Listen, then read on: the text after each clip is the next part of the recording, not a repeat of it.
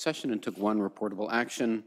The board approved a claim in the amount of $3,916.16 for Chen versus PAUSD. The vote was unanimous. And next item on our agenda is the approval of the agenda order. Is there a motion? I move we approve the agenda order. Second.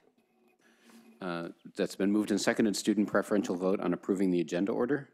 Aye. Board members, all in favor? Aye. Any opposed? Agenda order is approved. Next on the agenda is the superintendent's report. Dr. Austin. Perfect timing since I have just pulled my agenda up. Okay. Well, I'm going to start with an announcement tonight that I just received a little bit before 5 o'clock. So it's not great news, but hopefully it'll have a happy ending when it's all said and done. Received a phone call from Gunn High School that we're now down to 15 players for the varsity football team. And as a result, Ms. Lawrence called me, and after consulting with her athletic director and our head football coach, I've made the decision, which I fully support, to forfeit this week's game in the interest of student safety.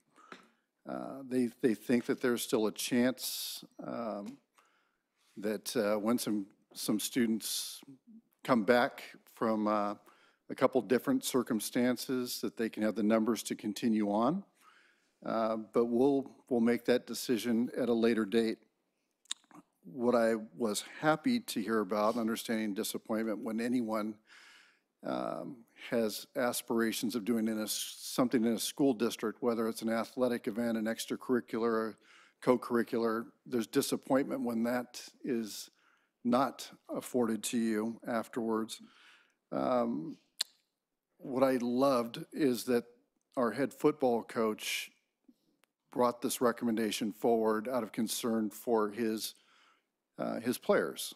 And that's exactly where our mind should be, is protecting our students. And the team effort there to communicate with parents and with the students was really top rate. They also told me a little bit about the program that they're using there at the team called Inside Out, which really has as a foundational piece that a lot of things are more important than the sport. And I'd also agree with that they're really taking the time to handle this well. So I understand there's some disappointment. There's a couple things going on in the district where low numbers in a couple areas have impacted students' abilities to participate in events. We understand and share in that disappointment, but in this particular case, it was done for all the right reasons. So that's it for me tonight, right now. Thank you, Dr. Austin. Next on our agenda is the student board member reports. Ms. Furrier. So there's not too much going on in Pali this week, but first off, we had Pali volleyball and football win their first home games, which was really fun to experience. Additionally, we had our first fall music festival called Quadside Lands, and it was our first day today, and it went great. We had the quad packed with kids listening to various student bands, and that's going to occur throughout the week. We also have a new student luncheon September 13th for all new students to the district, with meeting with other new students and ASB members to get to know Pali more. We have Club Day on September 14th to introduce freshmen and students to clubs. And ASB has our first newsletter coming out this week. So if you guys want to hear more than just this board report, you guys can read that coming out, I think, on Friday. Girls field hockey has their first ever game in the history of field hockey, September 11th, which will be really cool. And finally, we had Pally and Gun fundraising for the home Stanford game parking. And since we raised the price to $30 this year, we're making more money. So that's great. And that's all. Thank you. Yeah, so at Gunn, we just had our freshman elections last week, so we elected 3 new people to be in student government, the freshman class president, vice president, and site council rep. We also had our welcome back dance last Friday to welcome everyone back to the year and start event planning for our student government. In terms of upcoming events, we have a back-to-school social on Wednesday, so we'll have food trucks out at Gunn to welcome alumni, families, and anyone else who wants to come. We also have our homecoming theme reveal presentation on Friday. I promise our theme is really good. SEC spent a lot of time putting it together, and hopefully it'll work out. And then in terms of meetings, we have a site council meeting next Monday, the 10th, and a PTSA meeting on the 13th. And then Fall Club Day, just like Pally, we have on Friday the 14th. And then on the 16th, Gunn Choir is hosting a back-to-school family concert at Gunn. So if any of you want to go to that, that would be a cool experience. And on Tuesday the 18th, we have our Source of Strength peer leader meeting. We're currently doing student nominations for Source of Strength, so students who believe that they can nominate someone who they think would be good for the community and good for the school can nominate a student, and they would be on a committee that works with adults and other people to kind of improve strength and positivity and wellness overall in the district. Thank you. Great, thank you for those reports. The next item on our agenda is the approval of the consent calendar. We have a community request to pull some. Okay, great. Let me just introduce the topic and then I can take a look at these. The consent calendar is approved in a single action without discussion, except that a member of the community or a member of the board can ask to comment on an item, at which point we'll pull that item from the consent calendar and place it at the end of the regular agenda. There is a request to pull items C and D and also item F from the consent calendar from the community, so we will do that. And are there other items that board members or community members wish to comment upon? No? I was going to suggest that we pull C and D as well, so. Okay. And I was going to suggest pulling item F, so there's an abundance of interest in these items. Okay, CD and F will go at the end. CD and F will go at the end. Is there a motion then to approve the consent calendar absent those items? I move that we consent calendar absent C, D, and F. Second. Student board members, preferential vote? Aye. Board members, all in favor? Aye. Aye. Any opposed? The consent calendar is approved with the exception of those items, which we'll take up at the end. The next item on our agenda is open forum. This is an opportunity for members of the community to address the board on topics that don't appear on this evening's agenda. So if you would like to do that, all you need to do is fill out a card over there on the table next to Vicky, or place it next to Vicky in that basket. And then you'll have an opportunity to speak, and you can use the same method for other agendized topics. Just fill out a card, say which item you want to speak on, and then when we get to that item, I will call you up to the podium. We have 3 items for open forum, or 3 speakers for open forum. So I'll call them now: Zev Worman, Kathy Jordan, and Stephanie Munoz. Mr. Worman. Thank you. Good evening. Zev Worman. I looked at the agenda and I was a bit baffled because I saw a lot of items that are supposed to requesting waiving 2-meeting rule. Now, the 2-meeting rule has been in this district since I have started to visit this board, maybe 25 years back. And I find the idea of forcing items that seem to me, some of them completely unimportant and can wait, others should have been pre-planned ahead rather than done in the last moment. Others I cannot even explain. Baffling, because it seems that either the board cannot control its schedule, and suddenly it needs to waive its 2 minutes rule for 7 items on this agenda. 7? Sometimes it would go for months without 1. Now suddenly we have 7.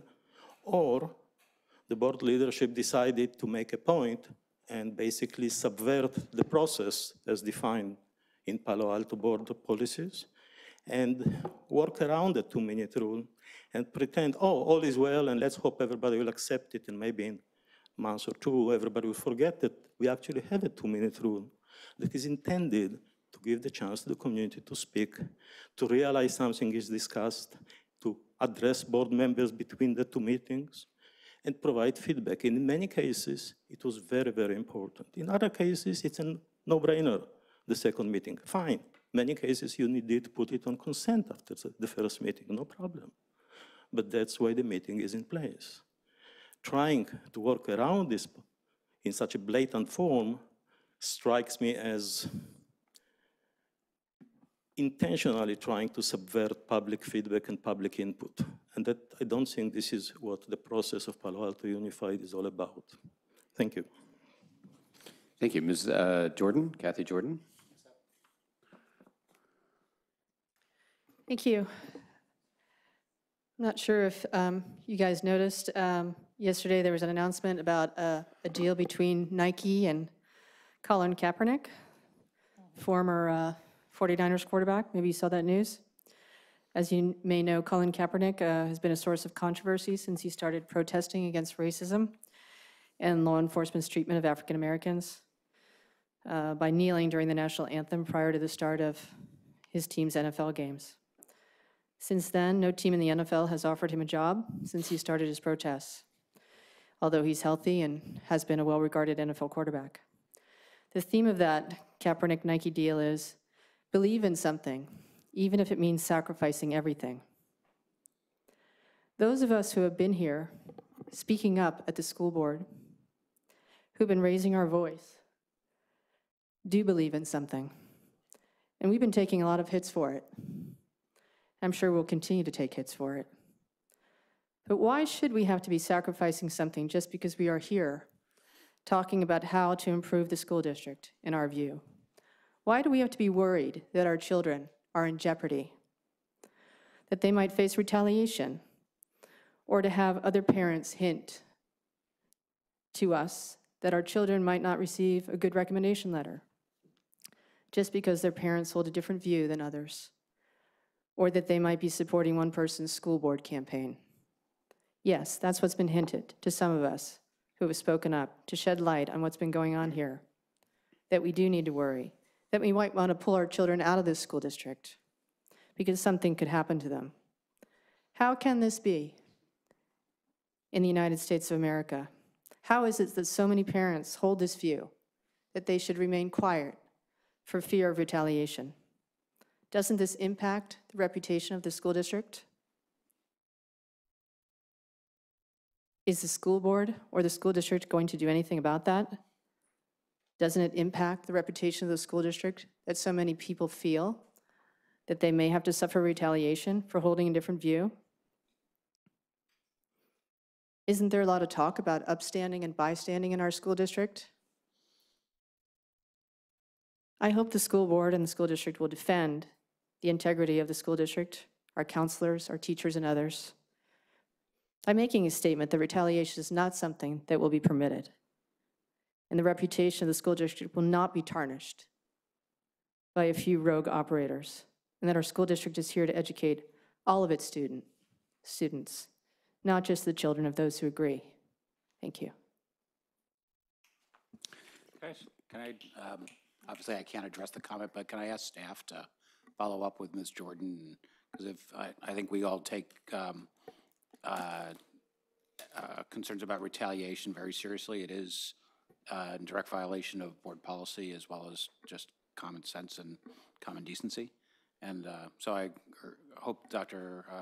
Austin, that you or somebody can follow up with Ms. Jordan and find out if there's something that needs to be worked on. Thank you. Ms. Munoz, Stephanie Munoz.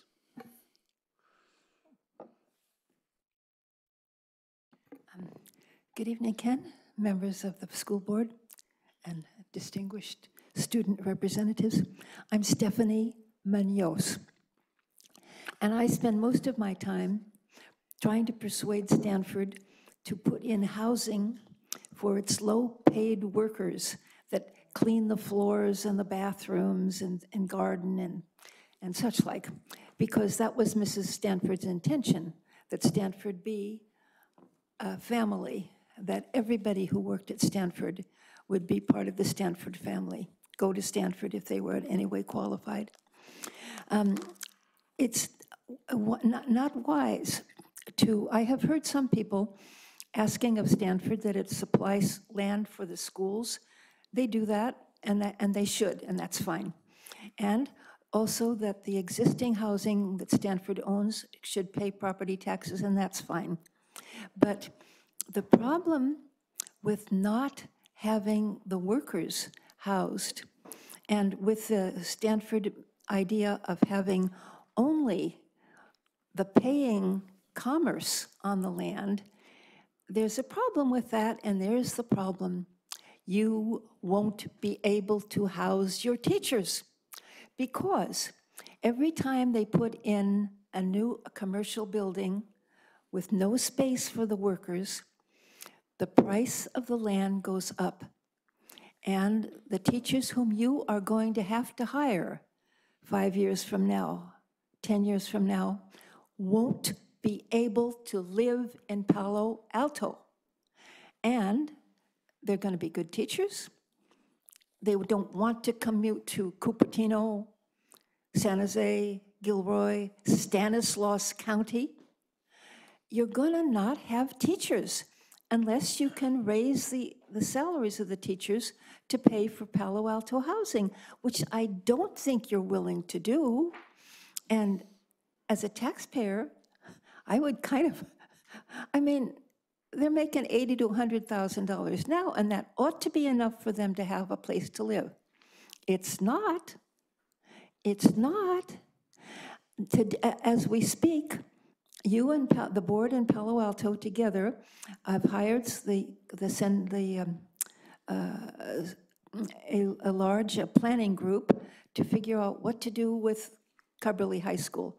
I'm telling you, you got to put teacher housing in Cubberley High School. You can put stuff on the bottom floor, but then you've got to have teacher housing up above it. You've got to have enough, and nice housing. I don't mean some crummy kind of housing. I mean the nicest housing that you could find. Small, please. But you've got to use your land you have. There's no other way. You've got to have teacher housing. Ms. Munoz? Thank you. Thank you. And let me apologize also for mispronouncing your last name. I apologize for mispronouncing. Munoz, Munoz. M-U-N-O-Z. Yeah, I Thank you. apologize for that. I apologize to everyone whose name I'm going to mispronounce probably in the course of the evening. But thank you for your comments. That is all we have for open forum, I believe. So let's move to our regular agenda. Item A is appropriation of Strong Schools bond funds. Dr. Golton? This item was discussed at the last meeting. There are no open questions. I'll be glad to respond to any additional questions. I'm recommending that it be approved. Are there any questions from board members? No. I move that we approve the appropriation for the Strong School Funds disclosed bond cost of issuance. A second. Moved and seconded. Student board members, preferential vote. Aye. Board members, all in favor? Aye. Any opposed? Passed unanimously. Our next item is item B, which is authorization to purchase furnishings and equipment for gun. I think this is also Dr. Golton. It is. This item was discussed at the last meeting.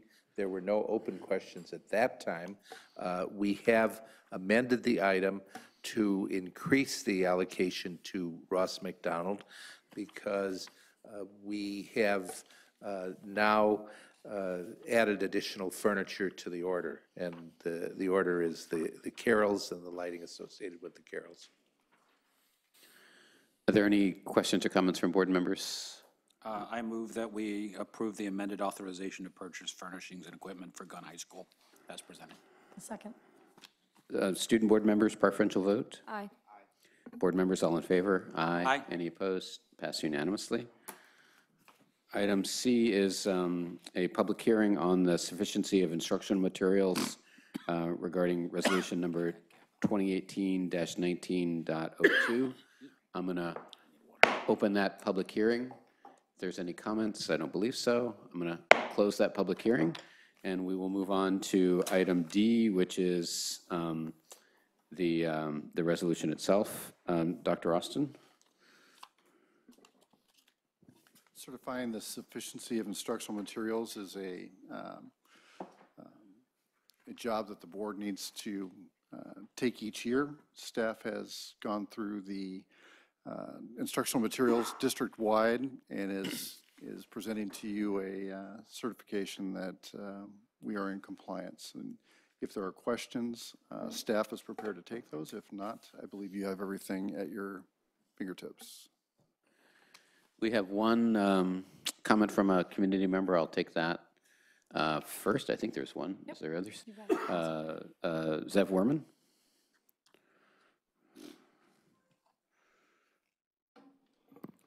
Good evening. So here is an example of a standing item once a year that a normal, orderly organization would plan and follow the process, the procedure of the board. However, it seems like the staff here or the board leadership, I don't know who is to blame, doesn't have its act together.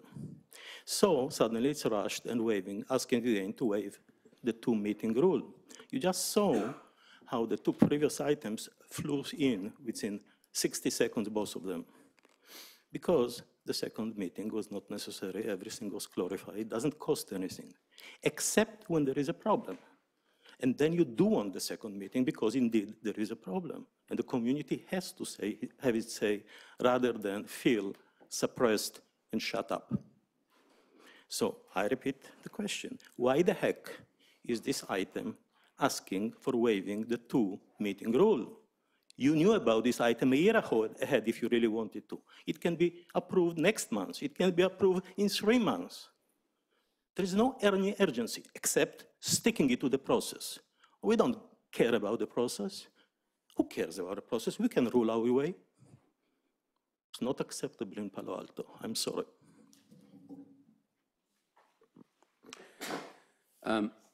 Board members, questions or comments? There's a request from staff to waive the 2-meeting rule. Are we going around? We can go around if you each like to say something. I don't know if this is a topic that needs full. I'm wondering, I don't have any questions. No. I'm just wondering if this is something that we have to have done tonight so that you have a deadline, or if this is something we can put on consent for the next meeting so that it is, we do have the time for it to be viewed by the public. There is a timeline that it be done by a certain amount of time, and I believe that date is listed as the 8th week of school. But it has been before the board. It does not indicate that it must be approved by the board by then. So could we put it on consent for the next meeting? Would be September 25th. September 25th? Would that be okay? Yes, but yes, the resolution would be. Should I make a motion on that, and then we could? Well, we can. We don't need a motion if we're not going to. If no one moves to waive the 2-meeting rule, then we'll just treat it as an information item. I don't know about consent because I don't know if we need to hold another public hearing on this prior to taking action or not. I don't think we have in the past for the second one. I'm literally don't know Okay. the answer to that question. So I can't promise that it'll be on consent. That's all. But agenda setting committee could take that up. Yeah. Great. Okay. Okay. So it sounds like there's not interest in waiving the 2-meeting rule on this one, so we will move on to the next item. But assuming there's no other questions or comments.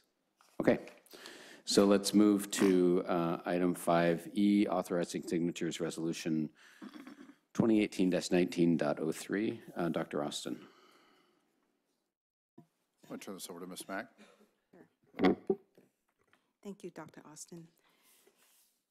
Certain Ed Code sections allow the Board of Education to delegate to the superintendent and his designees the authority to sign contracts, orders, and checks.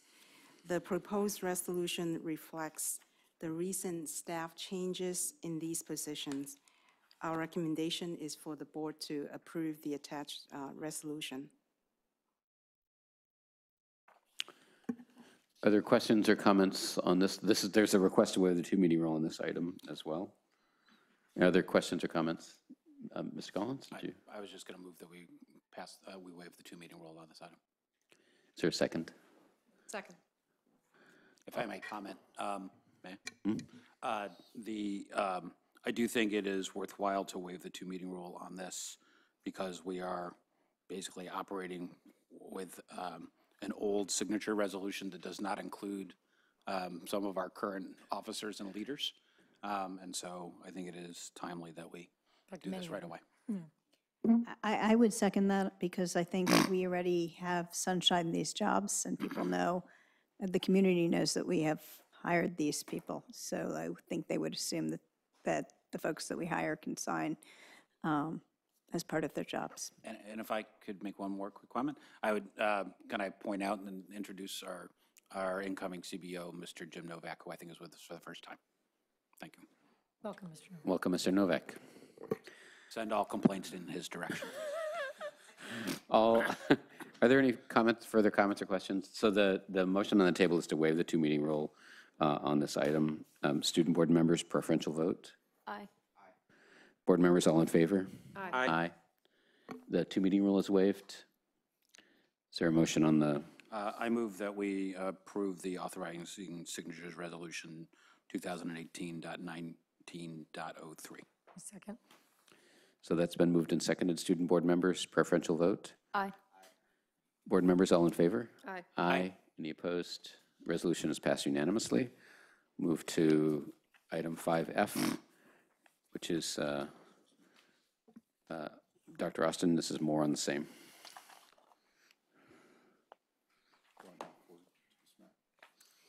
Ms. Mack. So this resolution requests the board to delegate the authority to the CBO to process payments to vendors in excess of the purchasing threshold during the month of July and August when the board was in recess. So this is a request to retroactively approve those payments in July and August. And for this one, we do ask the board to waive the two-meeting rule and approve the attached resolution, as well as approving all the purchase orders from June 6th to August 28th. Okay, we might want to take a minute on this one. Mr. Collins, do you want to go first? Thank you. To refresh everyone's memory, I think surfaced at our last meeting where we found we were approving warrants for August and also July and August, but had not approved any POs yet to cover the items above the delegated signature limit. And so this is our effort to provide absolution and arrears for ourselves and anyone else who might need it, which I think is the best we can do under these circumstances. I do think it's we didn't follow the procedures that I think we need to follow in terms of adhering to the letter of our financial controls, and I think we need to do that. In addition, I think it's important to point it out.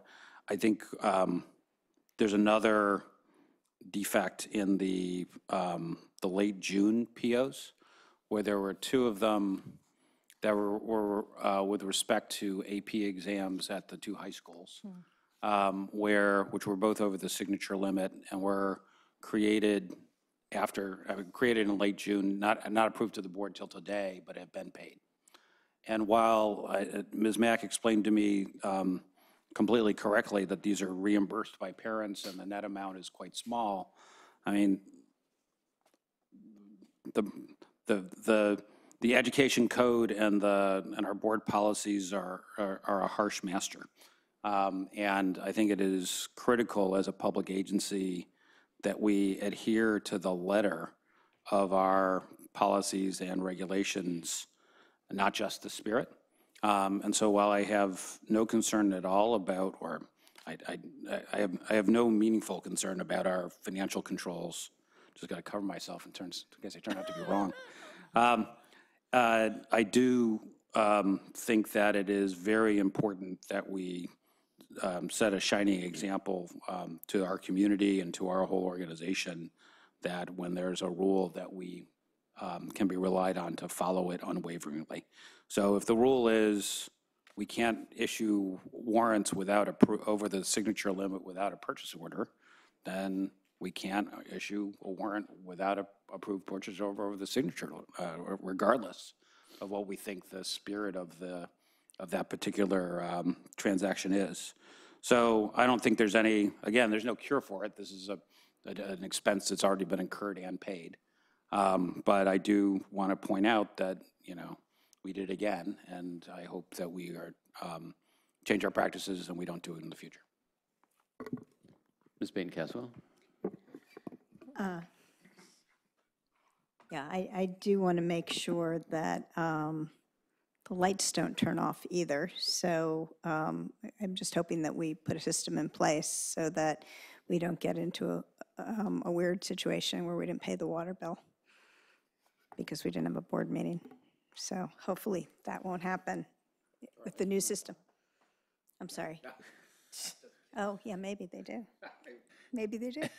At some point, they probably do. I just want to, Dr. Austin, just highlight the legal fees that are on this list. And maybe you could just refresh us on what was in the budget, if there's anything here that's over budget, and if there is, what was it for? Unfortunately, I got that question request a little late, so I can have that in an update for you this Friday. But I didn't get that in time to have that answer ready for you right now. And I apologize for that, because I did send that to you at the last minute, but I do think that, particularly since we are shining a light on our legal expenses, if we are above budget, then we should know. And if we're not above budget, that's great. We want our systems to work, but we also want to make sure that if we set a budget for something and we spend more than that, we have some idea of what's happening there. Absolutely. Mr. Branza? I agree with Mr. Collins, and I think that none of the items that I saw seemed like they were surprise items, right? We know that AP reimbursement is coming, AP payment is coming. We know that we're going to owe our utilities and whatnot. So I think just every effort possible to make sure that we're just on top of that, so we know ahead of time what's coming, and we go to the end of June and we're back in August, and I'd be surprised if there was something that came up that wouldn't fit under that timeline. But I have no other issues. Thanks. Ms. Godfrey? I don't have anything to add. Student board members, any comments or questions? I appreciate the efforts of my fellow board members to really focus on these details and to bring them to our attention. So thank you for that, and thank you for the work of the CBO staff on preparing these resolutions and sort of bringing us back up to speed. There is a request that we waive the two-meeting rule and approve the resolution 2018-19.05 and these POs as presented.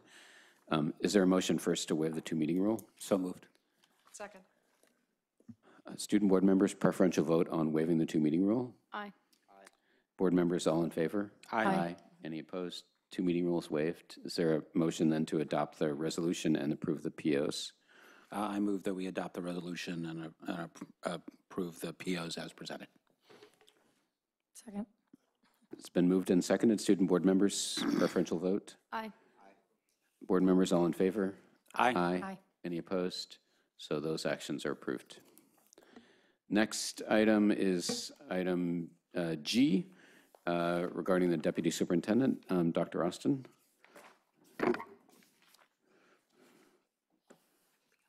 Thank you. It is our staff recommendation, in fact, my personal recommendation, to appoint Ms. Karen Hendricks to the position of deputy superintendent. As such, The recommendation is that she continue to lead our Human Resources Division, directly oversee the wing of our business which deals with OCR, Title IX, routing complaints and compliance issues, and such, working directly with Megan Farrell and her team, also giving some oversight to records request. A couple things about Ms. Hendricks. First of all, unique to be able to sit with the person that ran the same school district for the entire year before. And I've already leaned on Ms. Hendricks quite a bit. She's a fantastic team player. I think she served this district well last year, and I think that's an understatement. I see her as the designated number 2 for the school district, so in my absence, she would be the clear designee. She has all the skills to fill this position and add value district-wide. Thank you. Before we have discussion, I'm going to read, the Brown Act requires that before the board approves employment contract for an executive position, that the board president read some aspects of the compensation. So I'll do that, and then we'll have our discussion. The board in this agenda item will be considering entering into an employment contract with Karen Hendricks. The financial terms of the contract are the following. Compensation: Deputy Superintendent will receive a base salary at the annual rate of $240,000. Fringe benefits: the Deputy Superintendent shall receive district-paid health, dental, vision, and other fringe benefits in the same manner and subject to the same limitations as other certificated senior cabinet level employees, as those benefits may change from time to time. Expense reimbursement: with prior approval from the board, the district shall reimburse the deputy superintendent for actual and necessary expenses incurred by the deputy superintendent within the course and scope of employment. Subject to board approval, the district will meet the deputy superintendent's reasonable requests for technology that will facilitate the deputy superintendent's performance of duties within the course and scope of employment. And the deputy superintendent shall be reimbursed for transportation expenses for the operation of the deputy superintendent's own vehicle for district-related travel pursuant to board policy 3350, which is travel expenses. We have a couple of cards for community comment. Why don't we take those first, and then we'll have board discussion. They are Christopher Boyd and Alex Scharf. Mr. Boyd. Thank you.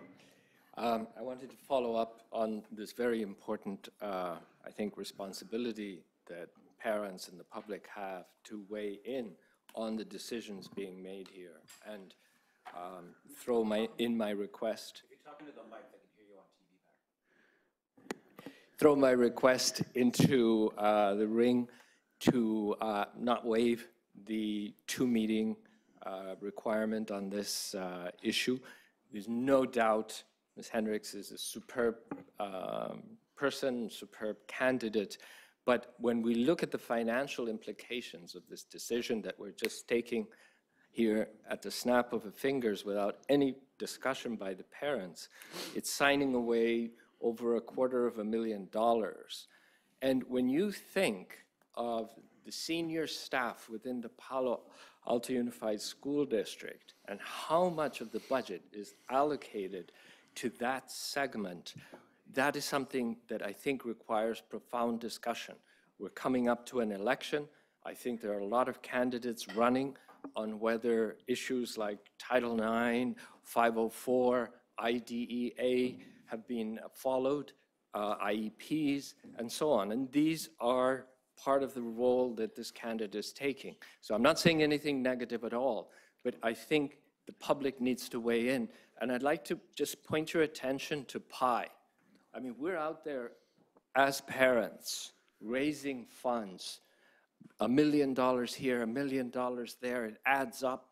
And guess what? This is all gone. All those hundreds of kids that are out there, all the hundreds of parents that work the whole year to raise $1 million, let's say at Gunn or at Poly or at any of the middle schools, much less, but still significant. You're signing it away without any discussion, and without considering the implications and needs of the school at whole. And I want to raise the issue that we have a serious problem in the school district with Title IX, IDEA, 504, IEPs, and those remain unsolved. Thank you. Thank you. And let's see, I lost track. Oh, Alex Scherf. All right. My big problem with this is that it seems like a large increase. It's a 15% raise, from my understanding, based on her previous salary. And I'm wondering how this change is worth a 15% increase, and that this money could be better used elsewhere. I am not opposed to a raise, but 15% seems like a large amount, and that I am all for increasing a raise after a good performance. So a small raise up front and then maybe a small raise afterwards if there's good performance. But I think this unreasonably large raise from the beginning is a waste of resources. Thank you. Thank you, Mr. Scherf. I also have a card from Rebecca Eisenberg for a previous item that we just received. So that item we've already passed, Ms. Eisenberg. But it was never even mentioned. 5F was the item that we just discussed and we voted upon. I don't think that purchase orders logically fall under the topic of signing authority. So I encourage you to refer to the item where those were both covered. I just wanted to establish the fact that the card came up after. Ms. Eisenberg, I'm not going to continue the conversation right here, but I just wanted to note that you passed the card up and that we have already passed that item. So I don't want to engage in a colloquy about it. I just wanted to let you know that I got the card, but it was received after the item was discussed. There's really no way that we can Ms. Eisenberg, Ms. Eisenberg, I'm not going to have a discussion about the substance. You and I can have a conversation at break if you'd like to about the process, but I just wanted to let you know that we received your card, but it was after the item was discussed. Let's move on then to a discussion about the item that we're currently on, which is 5G, the Deputy Superintendent. And let's have board comments and questions. Ms. Godfrey? Thank you, Mr. Dauber. I am so pleased that you were willing to do this for us. Last year, when we had a little bit of chaos, I was happy to be board president at the time and have you step in and help us. And as you wended your way through the year, I thought, have we worn her down? Is she running away? And so to have you pop up and be willing to go back at it, I'm very pleased with that. And I thank you very much for the effort that you make. I know, I certainly know how much effort you make, given how many times I hear from you outside of work hours. So thank you. I'm grateful for that. And Dr. Austin, I'm grateful for whoever else helped you write this contract in a way that was pretty straightforward. This has been kind of a direction from the board to make them more clear and transparent so that you're not trying to figure out, you know, what's car allowance, what's this, what's that, whatever. It is what it is. So I appreciate that effort around that. I'm not sure if this is a MAC or NOVAC question, but is this salary built into the budget we're going to see later on? Not yet. And so what's the increase? How much more is it than her last one? Yeah, we can both do that. Karen might actually know the answer to that question. It's close to 21,000. Okay, so it's an extra $21,000 a year. Okay. Thank you. Okay, that's it. That's all my questions. Mr. Collins. Thank you. I am second to none in my admiration for Ms. Hendricks, so I'm right there with Ms. Godfrey.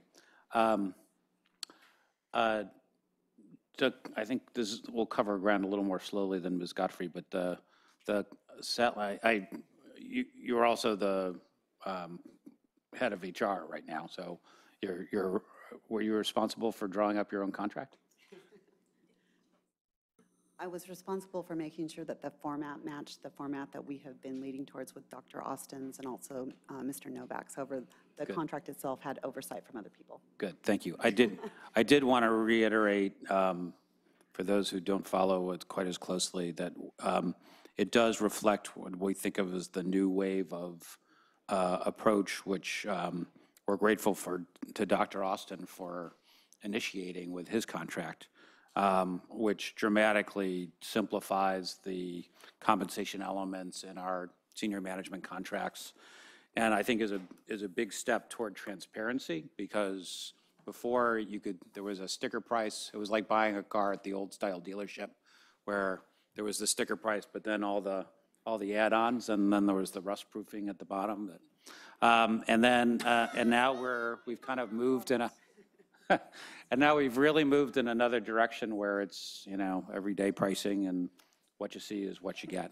So I did want to ask, the change in compensation that you quoted, that was from your previous base compensation, or was that your previous total compensation, including all the various items? That was base plus stipends plus automobile allocation plus cell phone stipend. So it was everything on top of the base salary. Okay, then so the difference between the old and the new is the all-in versus the all-in.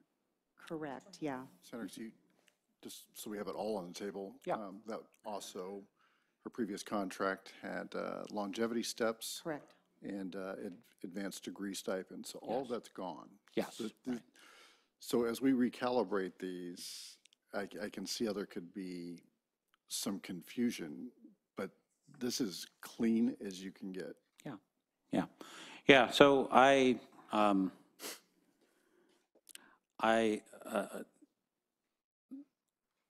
feel very strongly that, we're a public agency, and the most important job we do as board members is make sure that the community's resources are deployed in the best way that we can think to, create the educational experience that we all want our children to have and the community deserves.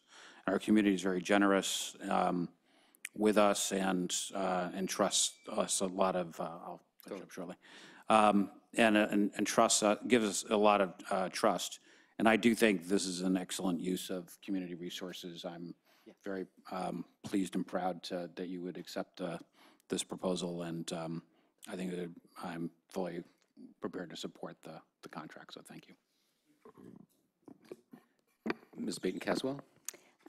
Well, first of all, I want to repeat my thank you to you for the work that you did last year. I think it was fabulous. Thank you. I am enthusiastically supporting this recommendation. I want to focus on what your job's going to be, because the money doesn't matter if we're not getting something from this that means something to all of us and to our children. So I do think that your oversight on compliance in Title IX, that you took us to a different level than we had been before. And I do think that your oversight of it, in addition to your expertise around HR, will help our district do this better. So I am very happy to have you take this role on. In terms of making sure that we are being transparent with the community, I want to say that I'm enthusiastically supporting this, but I also would like to recommend that we don't waive the two-meeting rule on this. Mr. Branson? Thank you. And let me I'm sorry, did you? And the reason I'm saying that is second in command. This is one of our most important positions, and I don't want to pretend that it's not. And so part of making sure that everyone realizes how important it is, to me, is making sure it's fully sunshined. Mr. Branson? I would like to echo my colleague's sentiment that we are very thankful for the work you have done, and we are very thankful that you are still here, and that the two of you together are quite a powerful team. So thank you for that, and thank you for spotting that, identifying it, and pushing for it. Thank you also for a very clean contract. I'm inclined to agree about waiving the two-meeting rule, and I'm wondering, besides the fact that you could use Ms. Hendricks right there immediately, and I think that she is there a reason why we want to waive the 2-meeting rule here? There are probably lots of answers for that. So a couple things, and I am fully aware of the difference between what I'm going to describe and posting on a formal agenda. But this has been communicated in two weeks in a row by name and position, and put it on our website, and as recently as today in a news article. So I would say that it would be unfair to say that nobody had any understanding of this at all. I would say absent that, no, the sooner we have organizational clarity, the better. But I think I'd probably stop at that point. So Thank you. I think it makes sense. That's some rationale. But. Thank you. Did you want to go? Was that it? That's it. Okay. That's all I got. Student board members, Ms. Furrier? I just want to say in short that Pally is overall going to pass on that praise to Ms. Hendricks because we were very happy with your job as interim superintendent, and that's all I'd like to say. Thank you. Yeah, the students had gone through the same time, so thank you. Well, that's terrific to hear. Yeah, I'll say. Students too. Why did we talk? Mr. Dauber? We should have started with them. So I'll first comment on Ms. Hendricks. I've said before the appreciation that I have for the work that she did as interim superintendent, and the fact that you stepped in on short notice and did a great job is a real testament, and I think it really demonstrates your fitness for this role. I also want to recall that the board gave Ms. Hendricks the job of improving our compliance, specifically with respect to Title IX and other compliance issues, and Ms. Hendricks did a tremendous job in that process. I think we've made really very strong progress. We have an office, the Title IX office, that is functioning well, that is conducting investigations, that is providing, that kind of support. And the fact that, so I want to note that we have that, and I think that's contrary to the statements of at least one speaker here that we made no progress. Actually, the district has made a lot of progress in this area, and I think a substantial part of that is due to Ms. Hendricks' efforts. But it gives me a lot of confidence that you will be overseeing that function in this role. In terms of the financial piece of this isn't just a raise, it's a promotion and expansion of scope, and I think for that purpose, it's a very speaking from the district's perspective to the extent that I can, I think this is a good bargain. We're going to get way more than $21,000 in additional value from Ms. Hendricks. So, and I think the percentage I heard was 15%, but I think it sounds like it's more like 10%. Is that right? It's more like a 9 to 10% increase, just in terms of where we are in the record, which I'll enthusiastically support that. In terms of the 2-meeting rule, I'll certainly support waiving the 2-meeting rule. I think this has been adequately sunshined, and I think that the benefit to the organization and ultimately to students of having the organization clarified and Ms. Hendricks in this role fully without any question about what might happen in 2 weeks, I think we should go ahead and act rather than take that cost. So I will support the motion to waive the 2-meeting rule. In fact, I'll make the motion to waive the 2-meeting rule. So I move that we waive the 2-meeting rule. Second. It's been moved and seconded. Any discussion? Student board members, preferential vote? I do just have one question. Oh, I'm sorry, I missed you. Ms. Baden-Caswell. Today, in your job, are you only doing HR today? No. So you're doing this work right now? I've been doing this work this year, correct? Yeah, I mean, that is my point. Whether we waive it or not, she's still doing the work here. And I just want to make sure that people are aware of that. We're not keeping that part of the work from being done. Well, are you getting Are you getting paid for this, though? In other words, I'm receiving my assistant superintendent's so the salary. adoption of her increase in salary will occur only when we adopt the contract, and will it be retroactive to any particular date? It says here that it has a date on it, that's September 5th, so it would be retroactive. Because we thought we'd adopt it now. September 5th is tomorrow, so it is not retroactive. We have paid Ms. Hendrickson thank yous. No, but if it isn't approved today, will it be retroactive, I think is the question. Yeah. So you can see my can't- point. I'd like to start paying her if she's doing the work. It's a technical question. I'd rather not give an opinion to a technical question. I'd need to research that. Yeah. Yeah. On the two-meeting rule question, and I mean, this I think is a good illustration. Yes, we could do the two-meeting rule on everything, and that is our board policy. We have been experimenting, as I think is very healthy for an organization, with different methods of doing things. And one method we've been experimenting with is waiving the two-meeting rule more often and seeing how that goes. And my experience is that it is, we are, like all organizations, we do best when we try to grow and learn, and we can only do that by trying to do things and see how they go. I think this is my view is that this is a very safe thing to waive the two-meeting rule on. If it turns out that we're wrong, then we will learn something. If it turns out we're not wrong, then Ms. Hendricks will get paid and we won't have to pay a lawyer $500 or $1,000 to figure out whether we can pay her in arrears.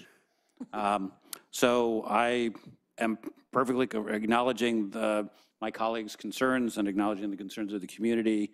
I feel the risk is, the reward is worth the risk here to waive the two-meeting rule and see if we can succeed with that approach. Would it be possible, and I'm sorry. Sir, you don't have the floor. No. No, I just wanted to ask about you may not speak. I'm sorry. This is not an opportunity to speak. Because the rules. This is not an opportunity to speak. I'm sorry. We have an opportunity to speak during the time when it's allotted, and we simply don't allow members of the public to take the floor. Otherwise, we would have a serious problem of order.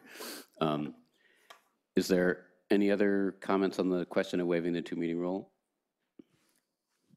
I do want to just ask that I would like to have this answered no matter how we come out on it, whether we can pay people in arrears if they're already doing the work. My belief is if you say that the job is from this to this time, that we would be able to, but I think we should check on that for precedence. I know, that's why I'm wondering why this is an issue. So I would just like to make sure we understand that. I believe it can be built into a contract, but I don't feel comfortable commenting on my own contract. So that's fair. Thank you. Mr. Branza. Just sharing some of my thoughts here. I think given that this has come up for not as a discussion item on the agenda, but it has been raised to the community before several times, as Dr. Austin pointed out, and the fact that the work is already being done, and being done, I believe, to Dr. Austin's satisfaction, it does feel to me that that this isn't a new contract of an unknown employee. It feels very different to me, and I agree that it's a very low-risk move where we're grateful for the work you've already done without having this pay. So I'm ready to move forward with it. Any other comments on the motion to waive the two-meeting rule? Student board members, preferential vote? Aye. Board members, all in favor? Aye. Any opposed? Nay. The motion to waive the two-meeting rule passes by a vote of 4-1 with Ms. Baden-Caswell dissenting.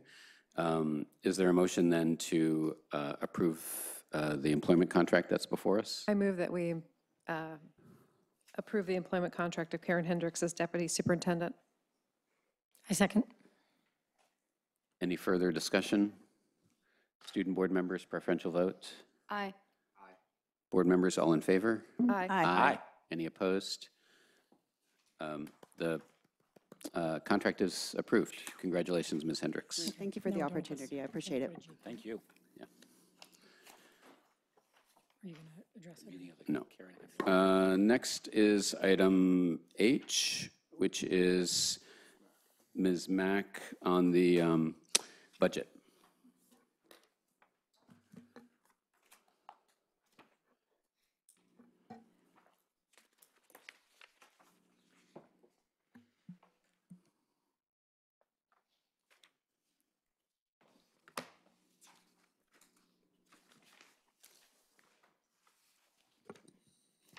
This is the district's budget development and financial reporting calendar.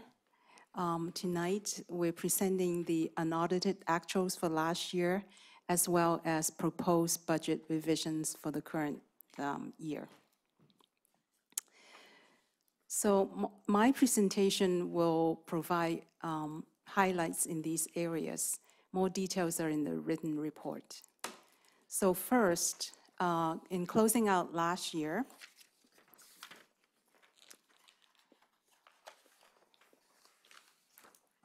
total general fund income comes in at $240.8 million, expenditures $245.6 million, and our total expenses exceeded revenue by about $4.8 million. That's line 4. And I want to explain these $4.8 million is funded by funds previously assigned in the fund balance. So it doesn't affect the general fund, the undesignated fund balance. Excuse me. It doesn't affect the undesignated fund balance on line 7. In June, we estimated that number to be 0, and now we have about $48,000 in the unassigned fund balance, which is practically the same as what was projected in June.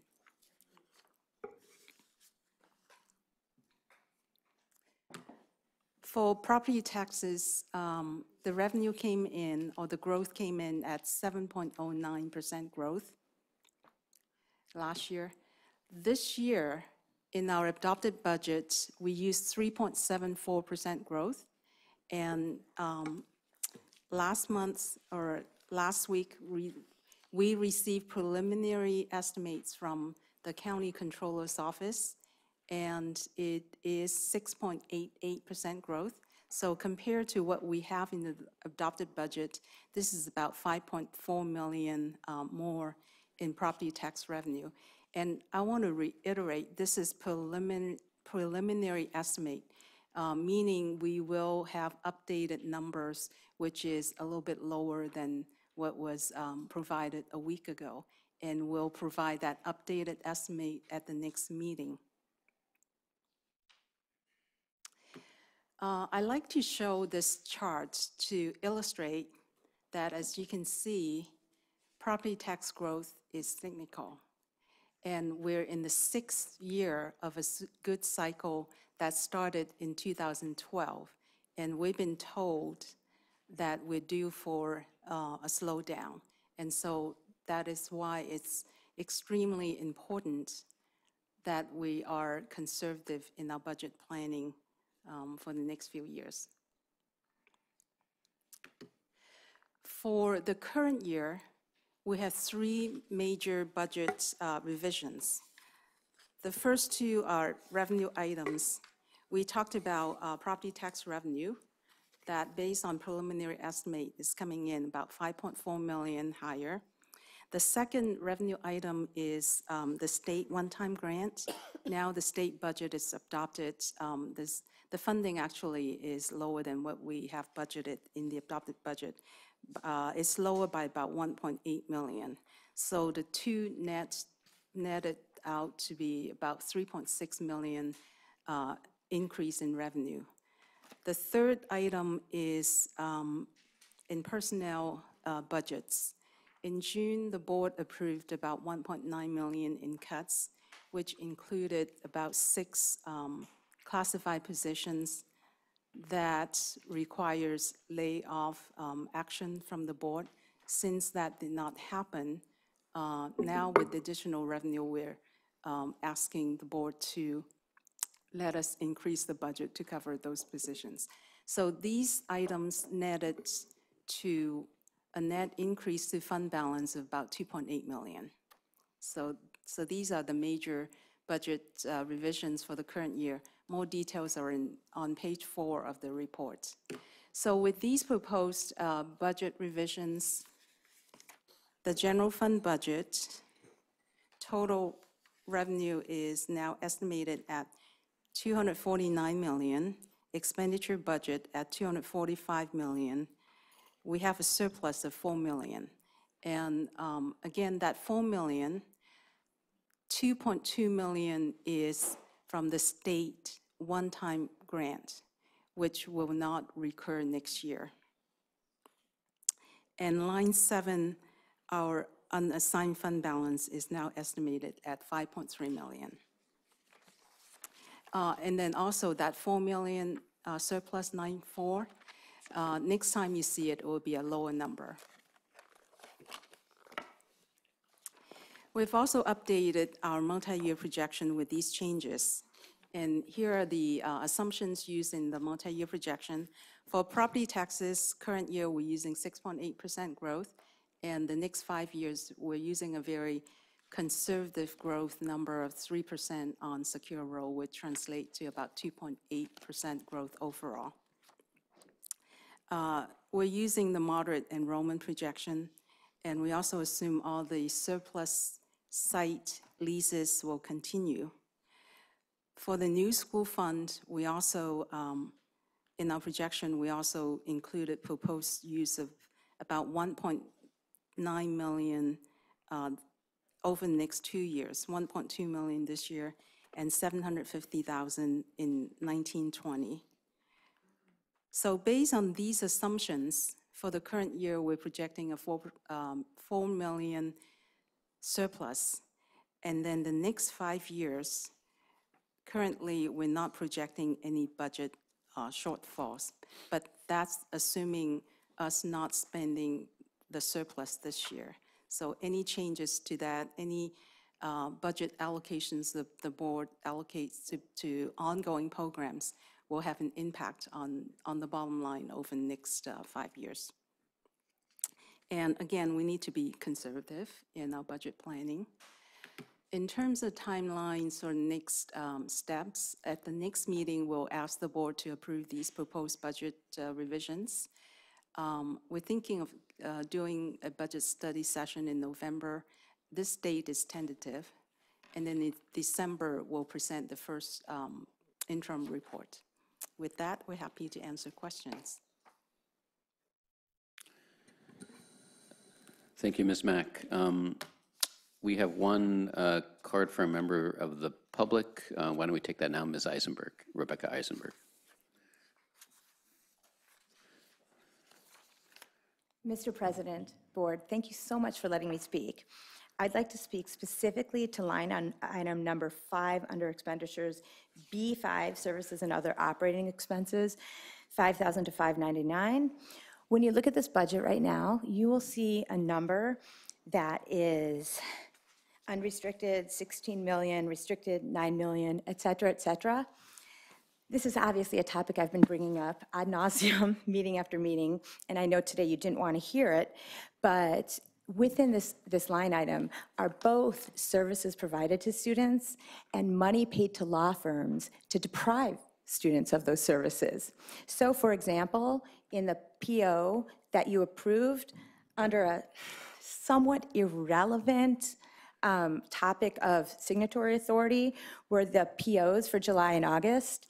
And what I was trying to mention, when had you allowed me to comment at that time, but you did not, was line item 190648 and line item 190033. The former to Atkinson's Anderson Loya for $900,000, which is almost $1 million. Almost $1 million was paid for a law firm whose pretty much sole purpose, according to previous board meetings and records I've read, is to defend the school district against students seeking disability services for their disabled students. Dan S. Williver Kelly is a law firm also that defends school districts, including defending board members against potential liability. I don't ever really remember seeing in any of the agendas a topic proposed for us to hire Dennis Williver or what it was being hired for.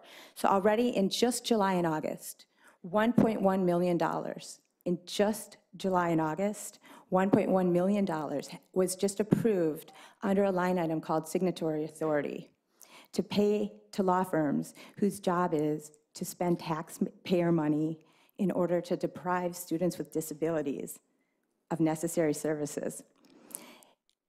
Assuming that that spending continues on an annual basis, that, as I'm sure you would recognize, would add up to approximately $7 million annually spent just to law firms to defend the district against potential claims for disability services for students with learning differences.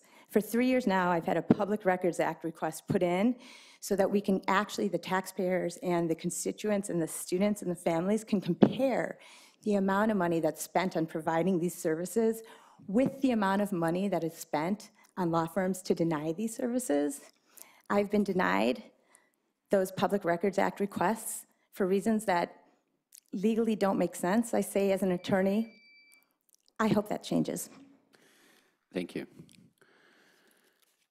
I don't have any other requests for public comment, so we'll move to board member questions and comments. Ms. DeBranza? Thanks. Very crowded table tonight, sorry. Okay. Thank you, Ms. Mack.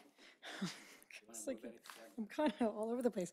I'll move the chocolate over here. Thanks. You take the chocolate. Thank you for this update and for the mostly good county news, less good state news, but overall pretty good. And you and I spoke briefly earlier about this, but I'm wondering if you can just touch upon the discretionary funding from the state that came in lower than was expected. Can you tell us, is that a typical thing that happens, and is that something that going forward, if there's one-time discretionary money, should we be budgeting that in a different way, knowing that it could go down like that, or is that sort of an anomaly?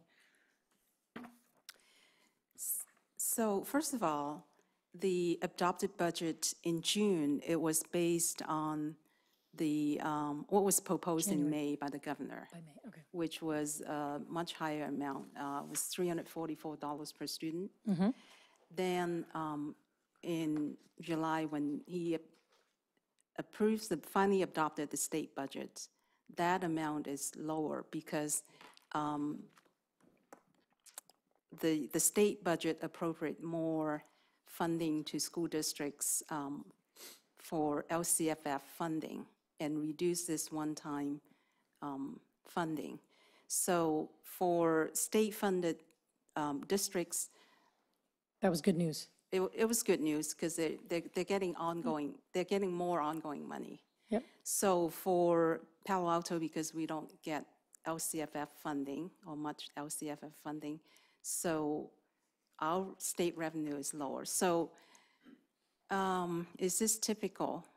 So the budget can change until it's adopted. So the governor proposed the budget in January, then revise it in May, and then finally adopts the budget in July.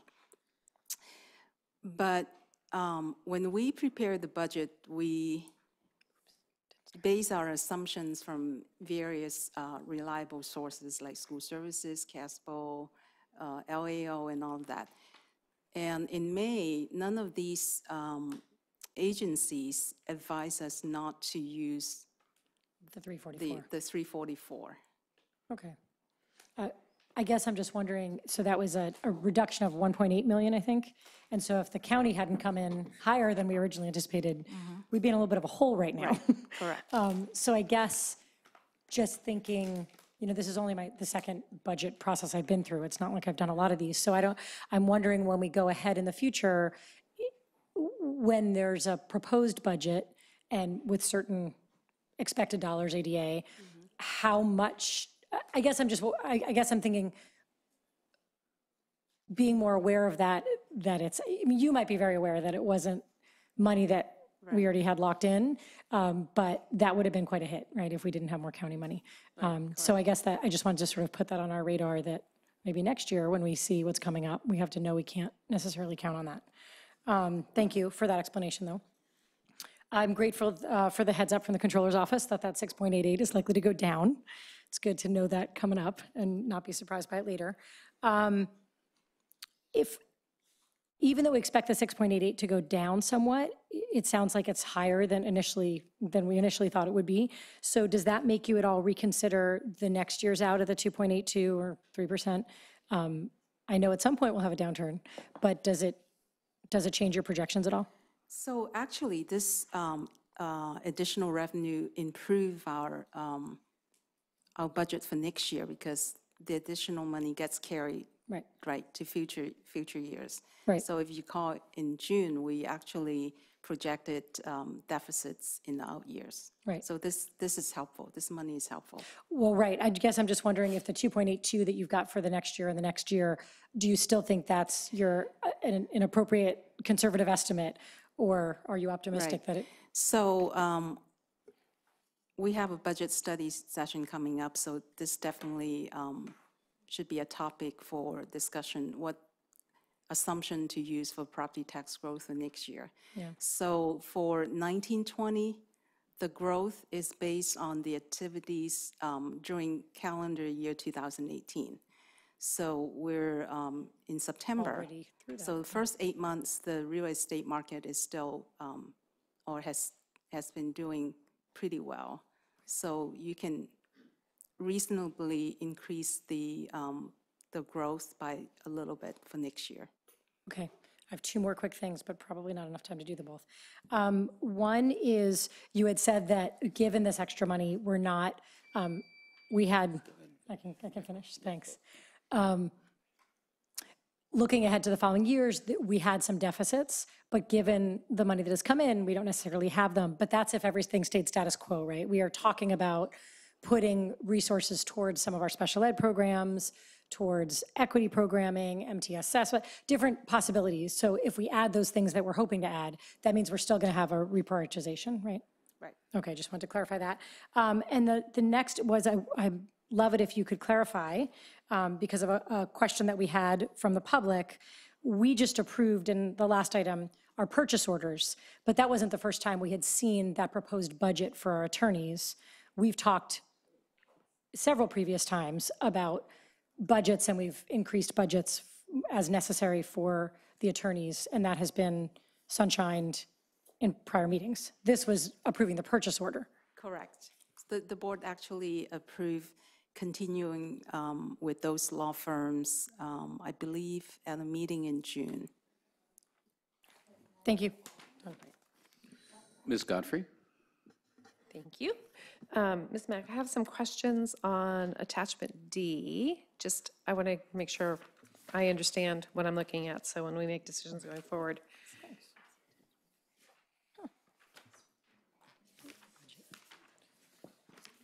Okay. Don't smile at me like that. They're easy questions. Okay, I just want to make sure I understand. So on line 44, I see our excess is going to be 4.1 million. And I want to just test my understanding. 2.2 of that is one-time funds, right? Okay. So when we move into the next year of 2019, 2020, we only have an excess of $364,000. And part of the reason for that is because we've brought the tech refresh budget back into our operating expense. Correct. Okay. 1 million. I see we have no raise built in there for our staff. However, we have step and column raises and increases in retirement, right? Right. Okay, so the following year, I see we have the $895,000 as the forecast excess. That's row 44. Now, again, no raise in there, but the tech refresh is already in there, right? Because it's from the other year, the year before, and it just rolls forward. Okay, I just want to make sure I know that. In previous meetings, you've told us, I believe, that the growth in property tax revenue that we need in order to sort of just fund ourselves is about 4%, is that right? It's anywhere between 3 to 4%, depending on whether you have enrollment growth or not. So one factor that helps our budget a little is we're not seeing the kind of, 1.5%, 2% enrollment growth a few years ago. Okay. And this has the enrollment growth, the moderate scenario from January. January, okay. And then does this have in it the proposed general counsel item that we have coming up in item I tonight? No, the rationale is if we hire an internal staff, then we can reduce the allocation to external law firms. Okay, so you're expecting it to be a wash? Right. Okay. Something Ms. Bacon-Castle said earlier that I think I've said at other meetings, which I'm going to reiterate again, is if that's the decision we make, and even if that's not the decision we make, I think monthly reporting on our legal bills is important. We've kind of time and time again, they've gotten away from us, and we've regretted seeing bills that, for work that's already done, that we haven't authorized. So I hope that I don't have to make a formal motion on that. You're both writing it down, that's awesome. Because I think that would help us, because that's one of those things a trap we've fallen into several times. So piggybacking on what Ms. DeBrienza said, I think obviously we're going to approve this going forward when it's time to approve it next meeting. But having a study session in November, I think will help, because I think we need to look at our overall spending. One thing that my colleague, Mr. Dauber, has said many times is we're always at the margin talking about $500,000 here and $500,000 there. And going back and taking a look at all of it, like we looked at that sort of summary from the budget book that showed us we spent $35 million or something in special ed, and the kinds of big numbers where we should just figure out if we're doing the right thing in those spaces and if we should be investing more and not investing more is the kind of conversation I'd rather have than, do we want to do this or do that and add a bus or add a bus, whatever, that sort of thing. Anyway, those are my questions. I'm passing the mic. I would say if you wanted to make that motion, that would be in order to do that regarding the legal budgets, so the reporting. Sure. So okay. I think that would be fine. I would move that we have reporting on our legal expenses monthly at a board meeting versus year-to-date spending versus budget plus annual forecast. Second. Why don't we just, I think there's probably going to be pretty strong support for that, so why don't we just take that up right now? Any discussion on Ms. Godfrey's motion? No, that's what I asked when we were going through, so I'm very supportive. Okay, good. Can that be on consent? Just a clarification. Can that report be on consent? Yes, because then we can pull it from consent and discuss it. That's fine with me. I was going to ask, placement-wise, consent is for action items. Would you want it in consent, or would you want it under our reports function? I just want to make sure I have the placement correct. Maybe agenda setting can take that up. Yeah, why don't we take that up in agenda setting? Sounds good. Yeah. I have the intent of what you want to do, so Yeah, let's figure out so the it's mechanics. We save the budget- interesting bits for agenda setting. So. Yes. Budget, annual budget, year-to-date spending, and updated forecast. Got it. Okay. Updated annual forecast. So it's clear what the motion consists of. Staff, you're set. Student board members, preferential vote? Aye. Board members, all in favor? Aye. Aye. All opposed? Resolute motion is adopted. Right in the middle of our budget. Mr. Collins? Amen to all that. I mean, that was, I don't have the detailed questions that my colleagues have. I do have a couple of observations. One is that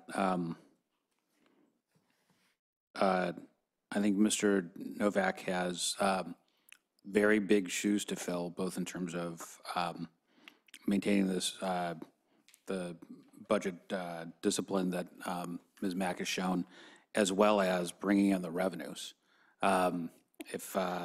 Because she's gotten us incredibly used to the last few years, kind of bringing in killer AV growth, and we're expecting the same from you, Mr. Novak. So get ready. Good luck. Second is on the expense side. One thing, we're yet again having the sun is shining and we're making hay, and we're having positive budget surprises. That will not always be the case, and I expect soon, and then for several years in a row, we'll have bad news to share in terms of revenue growth.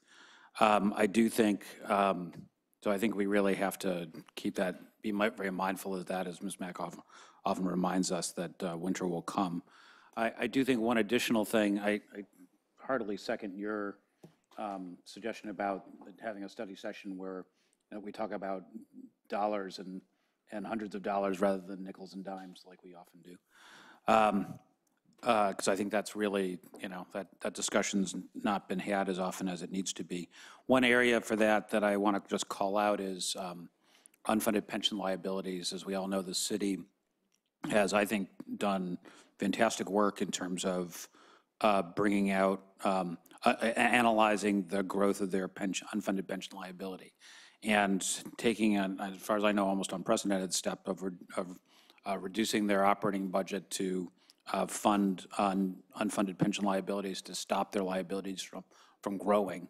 The first rule of holes, stop digging. We really should do the same analysis and try to figure out if we need to do the same, because that would turn our sunny day into cloudy pretty quickly, and it may have already happened, may be happening, and we don't even realize. So I think it's really important that we try to get a grip on that. We've got good examples to follow. The last comment was on the legal expense for the POs. I think I just want to clarify the numbers that were quoted of $1 million in July and August are POs that cover the whole year, right? So those are POs for legal expense for those vendors for the entire year, not just for the months of July and August. So that's not a run rate of actual expense. That's an authorization to spend for the entire year. That's all I have, so thank you. Ms. Bain-Caswell? Yeah. So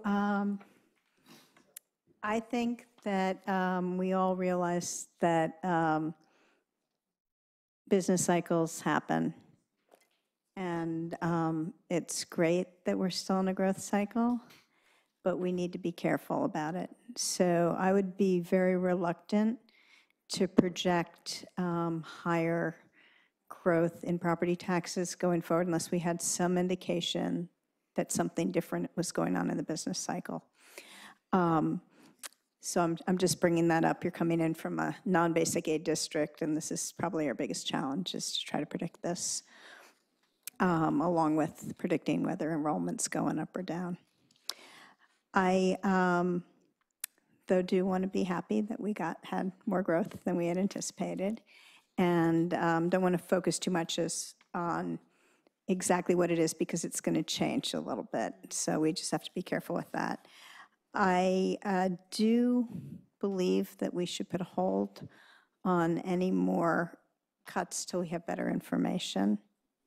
I don't think that it makes sense to be cutting when we have growth. But we need to look at next year in the big picture. Like Ms. Godfrey, if each time we look at our budget, we're like, oh, a school bus, oh, a new book, we're not going to have the big picture on what we want to spend and how much that's going to cost. Ms. Mack, are our anticipated benefit costs, are they in here, or is this just a flat line rollover? Are you talking about pension costs? Well, not just pension, because you do have pension in here, Right. but other benefits as well. Not the health benefit increases. We budget based on the current cap. Okay, so I think we all need to realize that a rollover budget doesn't include everything that rolls over. And we need to make sure we're paying attention to that in our November study session. Anyway, I don't have any other questions beyond that. Thank you for your good work on this. Student board members, Ms. Furrier, any comments or questions? No comment. Mr. Prabhakar? I had a couple of questions. Going back to line 44 on attachment D, do those numbers reflect the new school fund transfers? What's the line labeled? Just Sorry, it's it's line 44. It's excessive revenues over expenses. Sorry. Yes, so this projection included use of 1.9 million of the new school fund. So at the end of So this was our decision basically to kind of bleed Right. in the reserve funds. Right, funding into 6 the budget. teachers, right. So it's, in this projection, the new school fund is projected to have a balance of about 2.2 million at the end of 1920.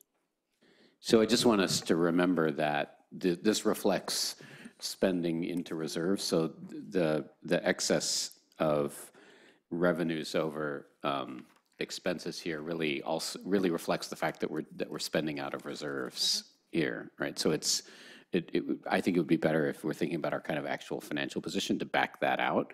The reason that we did that was anticipating lower revenues, and so we would need to. So we shouldn't forget that we're spending one-time dollars, and consider whether or not that's the right use of those dollars, or perhaps we want to look at expenditures and reserve those reserve dollars for when we don't have these kind of strong property tax revenues. The other thing I wanted to point out is, make sure that I'm reading this correctly, is that our looking at the out years at lines, say 24 in particular, which is, let's see if I got the right line, which is middle school teachers, right? That is going down. We're showing a decrease in expenditures for middle school teachers of probably $1.4 million, by a year by 2021, 22. So, and that number obviously is substantially larger than the $800,000 in, sort of net of revenue over expenditure. So in one way, it's a little unfair to do it this way, because I could pick up any line in the budget and do this, but really saying that our decision to, or at least the decision that, it's not really a decision, but the projection that's reflected in this budget to reduce the number of middle school teachers is sort of the foundation upon which we're building these results, right? So, and I think that's a question that the board should really take up, is do we want to be cutting those teachers in middle schools, or do we want to use our, sort of improved financial position to protect teacher positions and to decrease class sizes in middle schools and high schools? Yeah, that's exactly the kind of questions I think we should be talking about in a budget study session, but I want to make it clear that ultimately there's a lot of decisions reflected in these, and this is not just a technical exercise we're looking at a series of decisions that we really have to make. Thank you for this work, I really appreciate it. Very informative. Any other comments or questions? So we'll take action. Oh, Ms. Baton-Caswell, let me just finish that thought. We'll take action on this item at our next board meeting. This was for discussion only. Ms. Baton-Caswell? 2 points is, I believe that the assumption in that line item you were talking about is that students go down, so class size stays the same. Decisions on whether we want to change what class size is something we should talk about, but I don't think there are any decisions made in here in terms of changing it. It's just keeping things the same. Now, obviously, if student growth happens, if enrollment growth happens, then this budget's going to look different unless we make some different decisions. Yeah, my point is just that we have an opportunity, if we want to maintain spending and reduce class sizes. And so that's a November discussion. Right, that's a November whenever discussion. we have this. Yeah. My other question is naming this the new school fund and then using it for all sorts of things. Maybe we should call this something different. Can we talk about that in November? Yeah, we can talk about anything in November that's relevant to the budget. Well, yeah. The other thing, actually, was one other thing I wanted to point out, which is that, which I think I'm understanding this correctly, which is that while there aren't raises reflected in this budget, there are these increases in certificated step and column increases and classified step and column increases that amount to about $3 million a year. Is that right? And that, can you explain quickly what those are?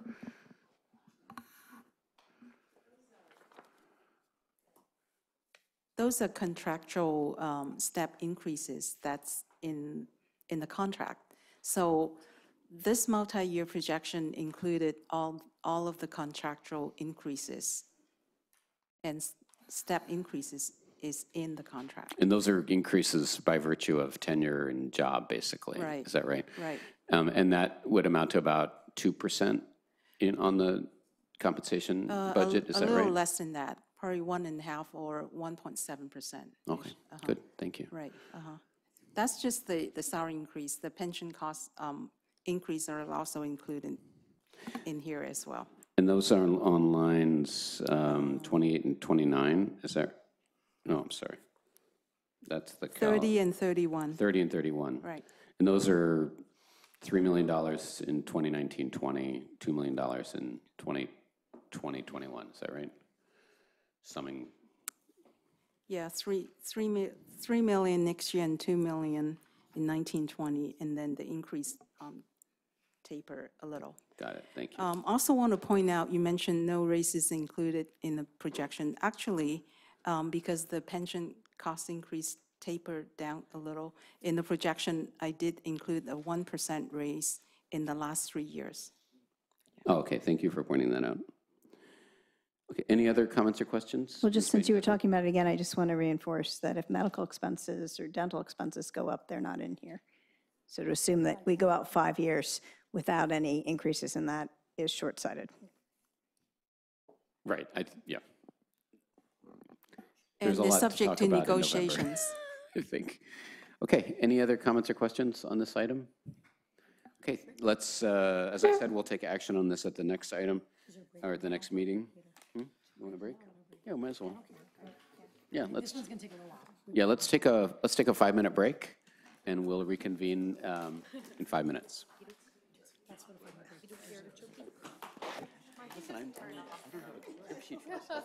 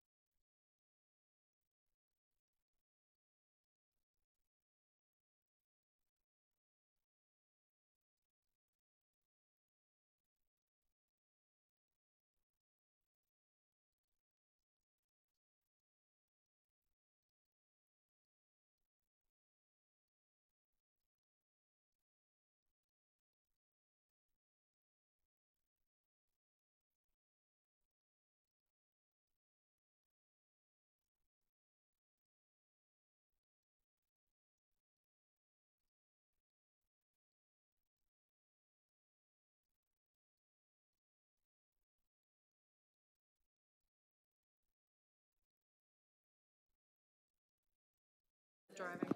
That's really funny. Not for me. Trying to get my son to my son back 10 years ago. Yeah, this is where my mom is. Oh my gosh. I don't want to be the Outfit. That's so much of a tomboy. But I did it right.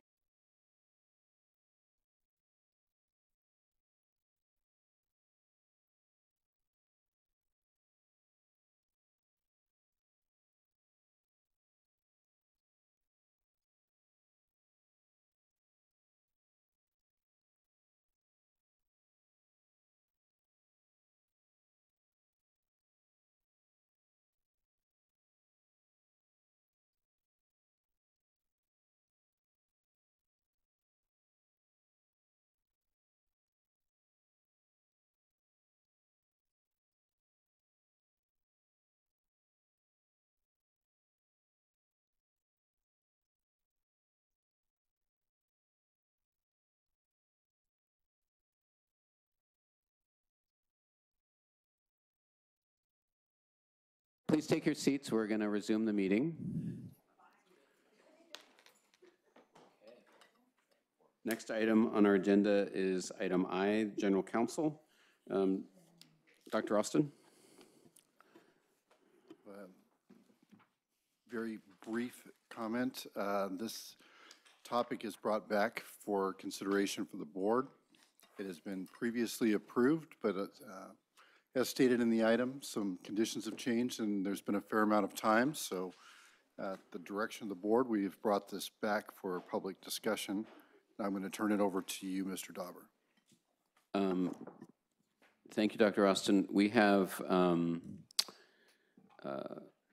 several cards for community comment, so I will call them. I'll call 3 at a time so that you know that that you're coming.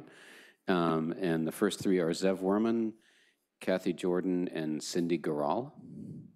Mr. Werman. Hi, good evening again. The reason I'm speaking to this topic, there are actually 3 reasons. One is I have not kept up with many of the board discussions in recent months.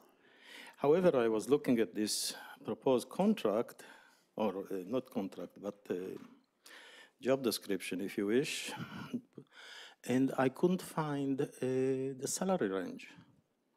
And I wonder, does anything goes? Anything from $5 to $5 million? Or is there a salary range that you authorize somebody to look for? Then I called somebody and he said, oh, they're talking about $250,000 maybe. Well, in that case, why isn't it in the paperwork?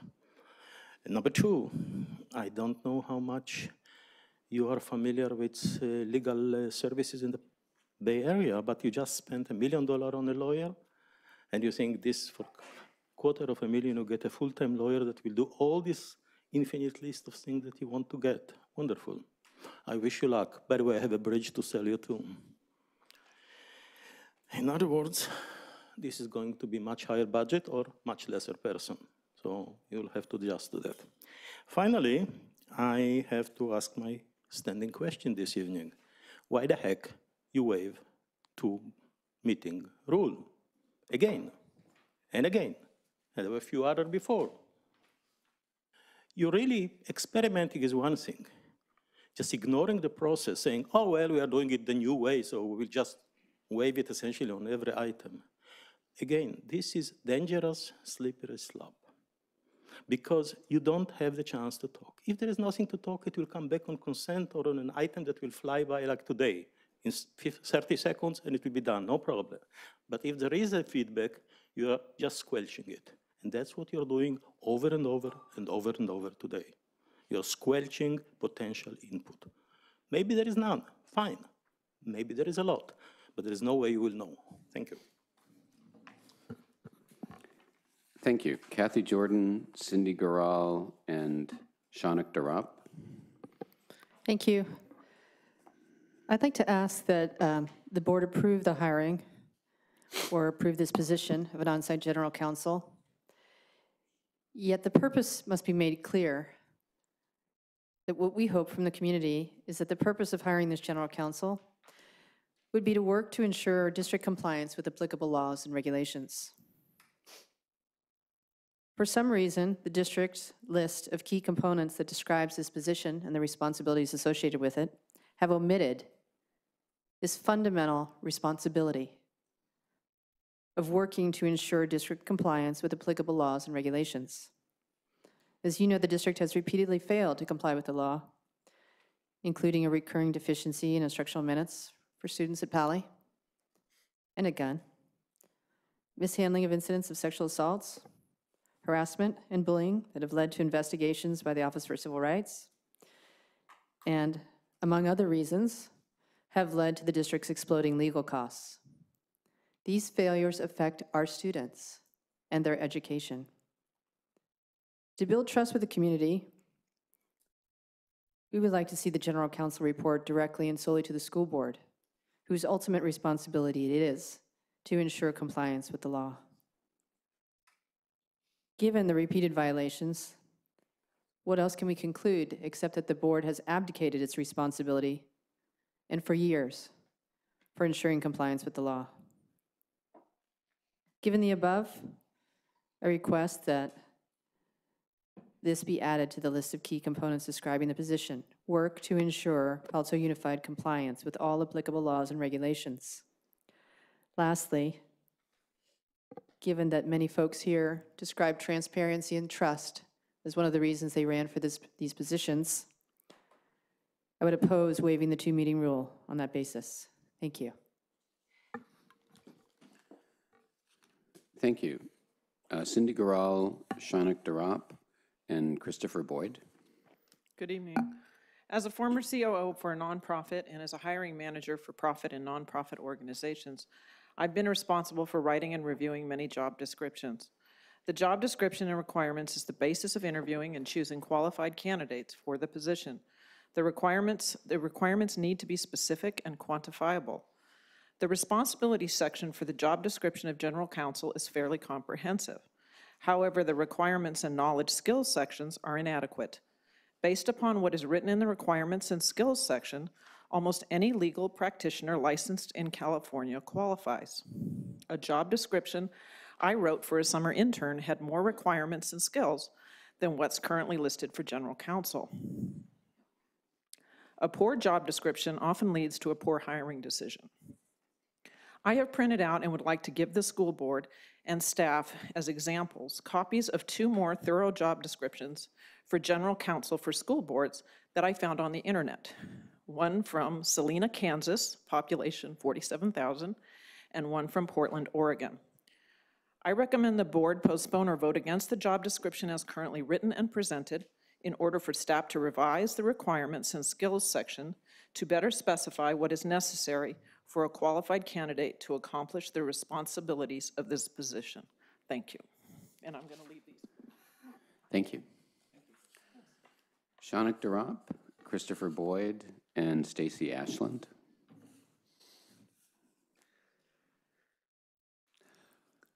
Good evening, board. I wholeheartedly agree that the district needs a general counsel, especially when we have been subject to as much litigation as we have. The general counsel is going to be critical to ensuring proactive legal compliance and making sure our students are protected, making sure our financial future is protected. I would hope that the first item on the superintendent's recommendation outlining the the description for the position, which says provide leadership to district compliance function and staff. I would assume and hope that includes, as Ms. Jordan was saying, providing leadership as to compliance. And one other thing I would like to point out, just thoughts as you will discuss this issue. The superintendent did strike or recommend to strike items 9 and 10, which have to do with the ombudsman function of legal counsel. I agree, but not for the reasons, respectfully, and I'd like to share those with you for 1 minute. It is really important that we do have an ombudsman function in the district, but I don't think that is satisfied by, as was stated, the district's reorganization within itself. I think the ombudsman must report to the board to ensure that there is oversight, there is transparency in any independent investigations, and to make sure that the integrity of independent investigations is maintained. And so I would support creating that as a separate role, and I'm sure and I hope we do discuss that later on, but I think it's fundamentally at odds with the role of a general counsel, which is to advise the board and the district as to legal matters. There are a whole host of ethical duties and rules that govern what a lawyer can and can't do. Speaking as one myself, I know that there's a high likelihood that a general counsel performing an ombudsman function to the public would be at odds with any number of conflict of interest rules, whether those are bar rules or statutory rules, simply because the primary duty is to advise a district, whereas an ombudsman function does involve with it some level of confidentiality. And if there is some confidential information that a public member would expect from the legal counsel, that might put them in a very difficult position as to advising the board. And finally, I know that we were hung up on reporting structure for a while the last time this came in front of the board. I would agree that whatever we decide as to dotted lines and solid lines, the board should be, the council should report to the board. Whether or not and how the council reports to the superintendent, I'm sure we'll discuss, but the board should maintain oversight because that's going to be critical to make sure there isn't information that's lost or actions that are taken that's outside of the board's oversight and, by extension, the community's oversight. Thank you. Thank you. Christopher Boyd, Stacy Ashland, and Rebecca Eisenberg. I think a lot of my points have been preempted by very elegant and eloquent speakers. So I'll just get to this point.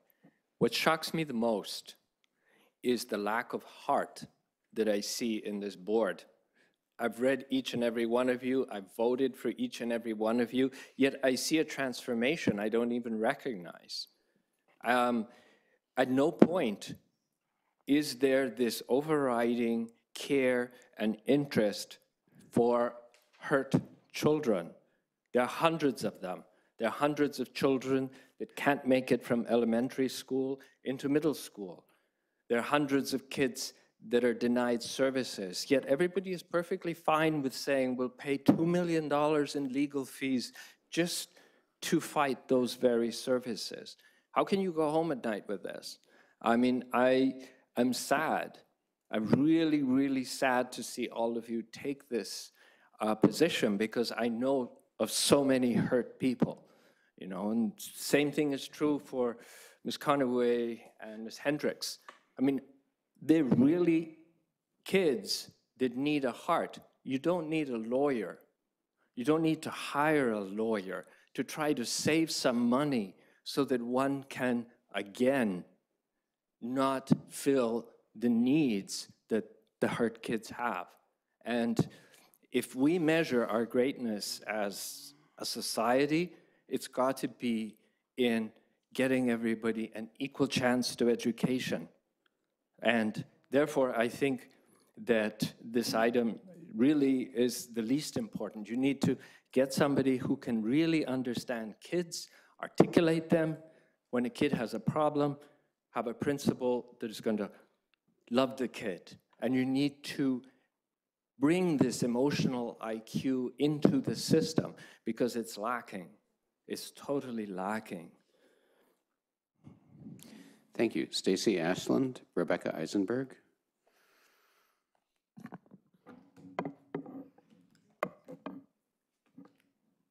I'd like to thank the board for giving me this opportunity to speak. My name is Stacy Ashland. I'm the parent of one alum of this district and a current junior at Gunn High School.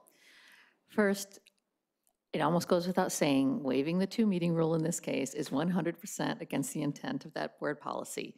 And while the board has been discussing this at length for at least the past year, most of the parents and community members that I've spoken to about this do not know that we are planning to hire a general counsel, and if I talk about it, they don't understand why we would do that. While some members of this board may feel it has been sunshined extensively, if that's not the perception of the community, then it hasn't been sunshined adequately. And as you all know, that's exactly why we have the two-meeting rule as a board policy in the first place. Palo Alto Unified is not a tech startup or a for-profit corporation where hiring a general counsel is the norm. In recent years, I've seen that our district has sued parents for advocating for their children, And when I started advocating for children in this district about 15 years ago, that was completely unheard of. So this seems highly correlated with our increased focus on using district funds for legal purposes to pit the district against the parents of the children we are here to educate. This district has been paying out ballooning legal fees in recent years, and the logic that this general counsel will save the district money is highly misguided. The core mission of our district is not to play law firm or tech giant. It's to follow the board policies and the state ed code. First and foremost, we need to remember and return to our vision and our mission of uniting our students, teachers, staff, and parents, and empowering every child to reach his or her potential. In other words, job one is educating our students, and that's just not reflected in this proposal to hire this extremely highly paid attorney position. It's curious that the current budget didn't include the well-deserved pay increase for the deputy superintendent, but it does include the funds for hiring a general counsel. I agree that that's really telling. The California School Board Association has a current job listing for a general counsel. I'm sure they'd be available if we have any questions as a board without hiring this ourselves. So I urge you to vote no on waiving the 2-meeting rule, and I urge you to vote no on hiring a general counsel at this juncture when we have a brand new, highly qualified superintendent in place. Thank you. Rebecca Eisenberg.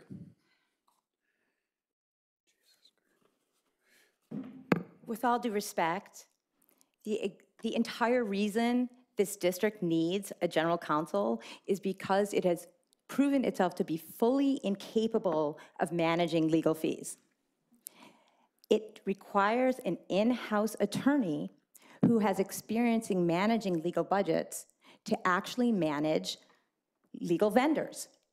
It is absolutely unprecedented in any organization, governmental, nonprofit, and for-profit, that the entire budget would be outsourced to the vendor. And that's what we're seeing happen right now. This school board just approved $1 million to a litigation law firm that defends the school district against future claims by disabled students' families that haven't even happened yet. Why is the district committed to spending $1 million on lawyers instead of spending money on providing services to these disabled students? That is why we need a general counsel. That is why I've been applying for this job for 4 years. That is why my mind is exploding with frustration each and every time I see these approved fees. The district needs to change its approach. Instead of saying no, it needs to say yes and less. When a disabled kid asks for an accommodation, the district needs to recognize that in 99% of the cases, that accommodation benefits more kids than just that one disabled kid. When a girl is assaulted, the district needs to recognize that having consequences on that kid, let's assume boy who assaulted her, because not having consequences will inevitably lead to future assaults, as we have seen. A general counsel needs to be hired so that the district complies with the law, because the district is not currently complying with the law. The district's own outside law firm produced 2 50-page reports confirming that. And the federal government's Department of Justice Civil Rights Division also confirmed that the district isn't complying with the law. By the way, I've offered numerous times to do this job for free. So I don't think that expensive lawyer here is really the issue.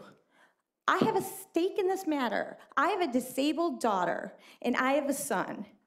And they both live in this district. And I care about every single child.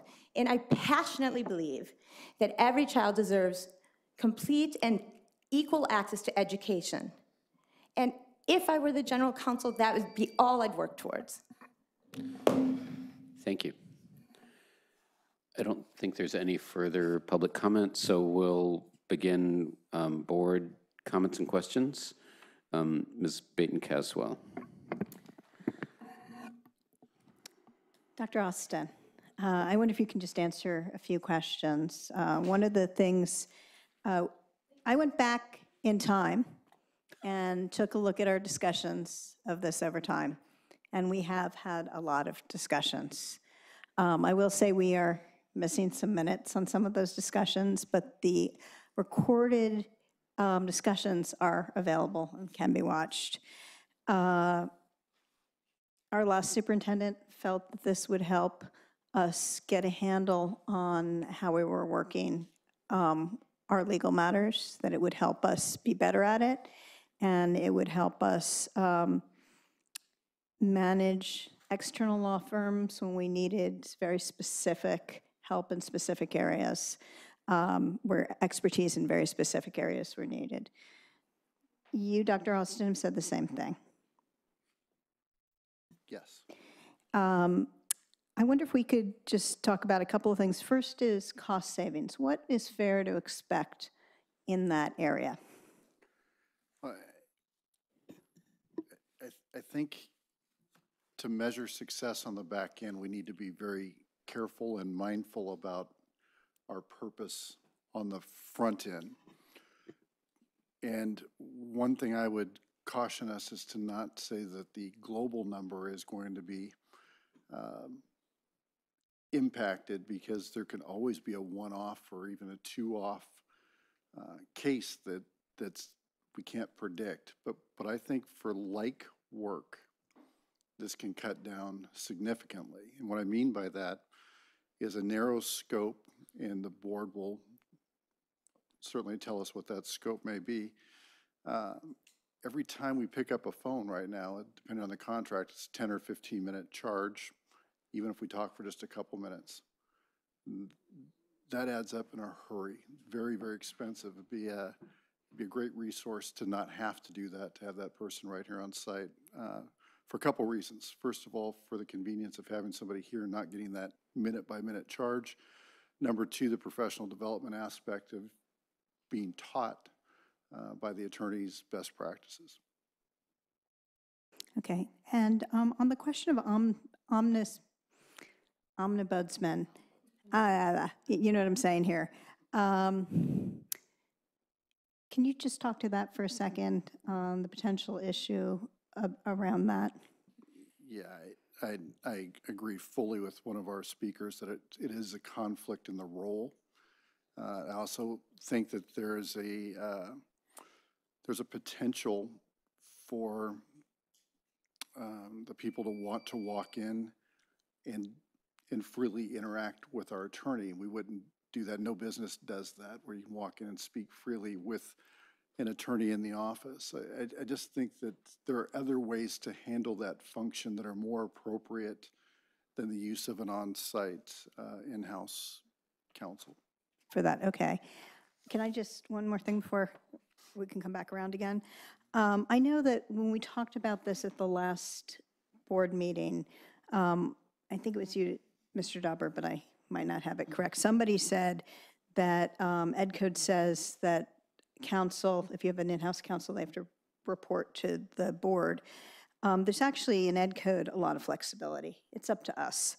And I'll just read this from Ed Code. The duties of legal counsel may include rendering legal advice to the superintendent of schools, the county board of education, and to other officers and employees of the school districts or districts and other administrative duties as may be assigned by the superintendent of schools, the county board of education, the governing board of the district, or governing boards of districts, and then just goes into what kind of things. I think it's just important that we are clear that we are making the recommendation on this. This is not Ed Code on who it should report to. My understanding, Ms. Baton-Caswell, is that while the attorneys can certainly render legal advice to the superintendent, that for that the attorney is the board's attorney and is hired by and reports to the board ultimately, although we can have different supervisory, relationships in terms of the day-to-day supervision. I think there may be a difference with county boards of ed, but I don't recall exactly. So I just didn't see that anywhere, and unless we have legal counsel tell us that that is the law, I think we should assume that we're making a recommendation one way or the other. Making a recommendation to whom? We should be explicit. We should be explicit. Oh, I see. Yeah, I agree with that. Because I don't think, I couldn't find anything that said it was the law, and if you can, then we should show it to We the had, community. we had a pretty extensive discussion at the time, and I brought references at that point, and I don't believe that's changed, but I didn't prepare for that question for this Okay, evening. okay, this, I'm just trying to make sure we're being transparent about this. And I have a couple more things, but let's go around. Oh, this way, whatever direction we want to go. Yeah. Mr. Brienza?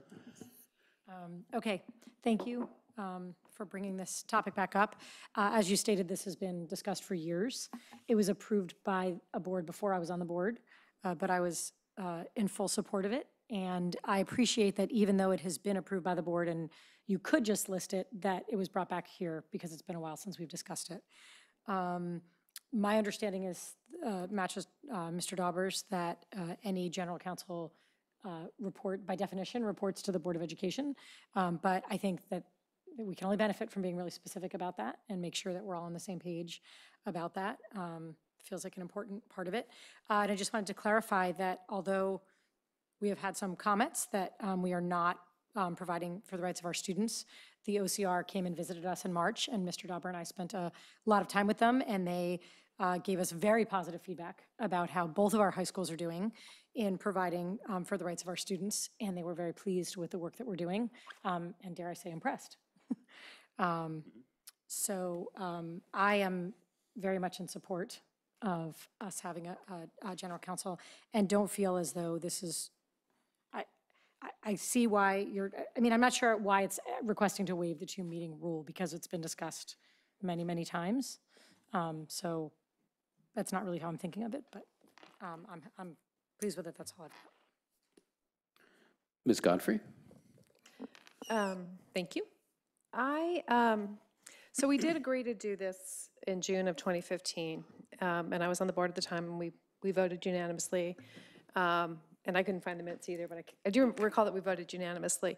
But in my mind, our circumstances have changed. I'm not in support of hiring a general counsel. I felt like in 2015, what felt different to me at the time was that we had a superintendent and an associate superintendent, whatever, like the next person who was like a deputy superintendent, for whom the details were not the most important thing, and they weren't very detail-oriented. I mean, with respect, there was lots of things they were great at, but details was not one. And we were in a good financial position. So given that we had 2 very senior people for whom details were an issue, and we had money to throw at the problem, at the time I was okay with hiring a general counsel to throw money at that issue. Our circumstances have changed, and we now have a deputy superintendent and a superintendent whose detail orientation is unparalleled. Honestly, like the interview with Dr. Austin and what he knew about us, it was sort of shocking, actually. So we are also now, it is sort of, yeah, like memorize, yeah. Anyway. I think you're being complimented, I jest, actually. but that's a compliment. But I also feel like we're now in a position where we are going to take a look at the budget and find things to go do that help kids in a way that we have been wanting to do for a while. And I don't know what the salary range is for this, but I'm going to assume all in with benefits and such, it's at least $200,000 after you pay for all the stuff that comes with a lawyer. And I'm really not prepared to do that, because this is year 1 of the new, more disciplined y'all. And I would prefer to put this off and find other ways to spend money on the kids, and just ask that we have monthly reporting on our legal spending, that we ask those of you who are in charge to keep a lid on it and manage the vendors more directly. I will admit that when I was board president and I was in charge of a particular law firm who was doing a particular job for the board, my ability to manage them was not great. Now, granted, I don't work here full time, and I was trying to do it on top of my other jobs. And it's hard. I know it's hard. They're slippery. And you got to get them to commit and downsize and change and all that sort of thing. I happen to know that you are good at it, Ms. Deputy Superintendent. So I don't want to waive the 2-meeting rule. I think it's a different world. Yes, we've talked about this many times. But but I think the circumstances around it are different, and I'm not in a position to support hiring the GC, so I'm just on record with that. And if you have questions for me, I'm happy to answer them. But. Mr. Collins? I hate disagreeing with Ms. Godfrey because she's usually right. But I see this as a fairly easy decision. I've been working with all kinds of and sizes of organizations, public, private, for 35 years, and I've never seen one that needed an in-house counsel as much as Palo Alto Unified. I mean, I'm completely honest. We're a large, decentralized service provider in a highly regulated industry with a unionized workforce and a community that, and we're a public agency, so we essentially have total transparency to both the community and all our stakeholders, as well as having the very alert and engaged community, as we've seen tonight. So I mean, it cries out for legal support. I do think it's funny because I think we've invested over the years. This position has been invested with sort of an aura of, you know, it's somehow, you know, got a mythical aura. The general counsel will change everything, or you know, have this position. We can't even figure out who's supposed to report to somebody. This is an employee.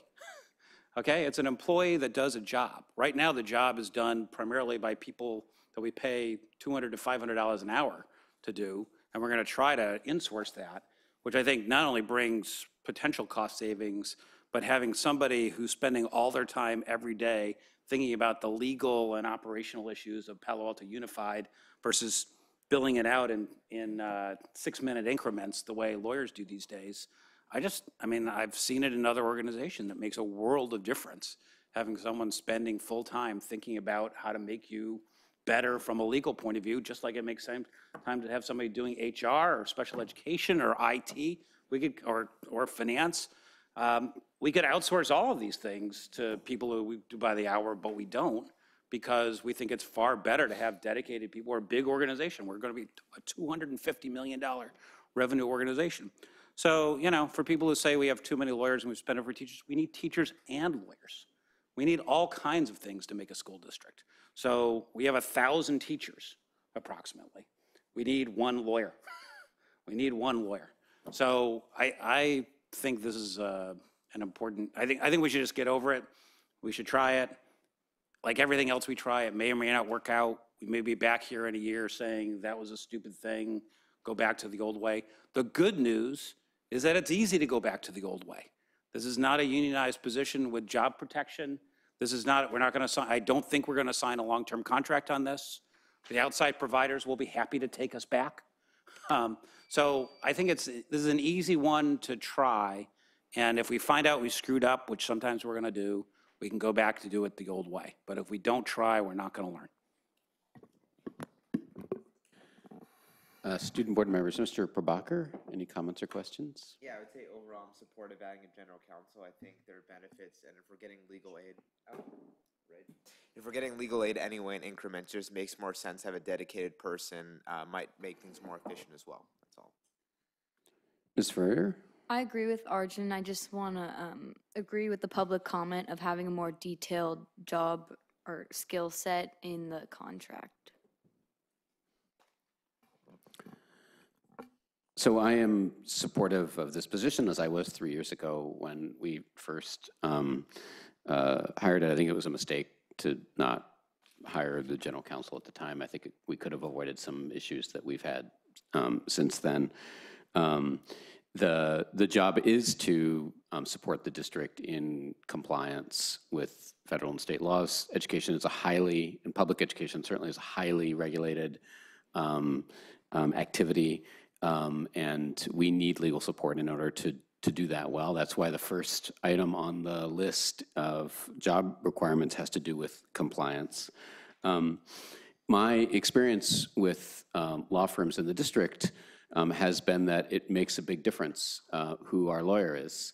I spent a significant amount of time reading correspondence from previous lawyers, Fagan Friedman, Lozano Smith. We are better off without some of those lawyers because they were not acting in the interests of the district and students, which is why we made a change.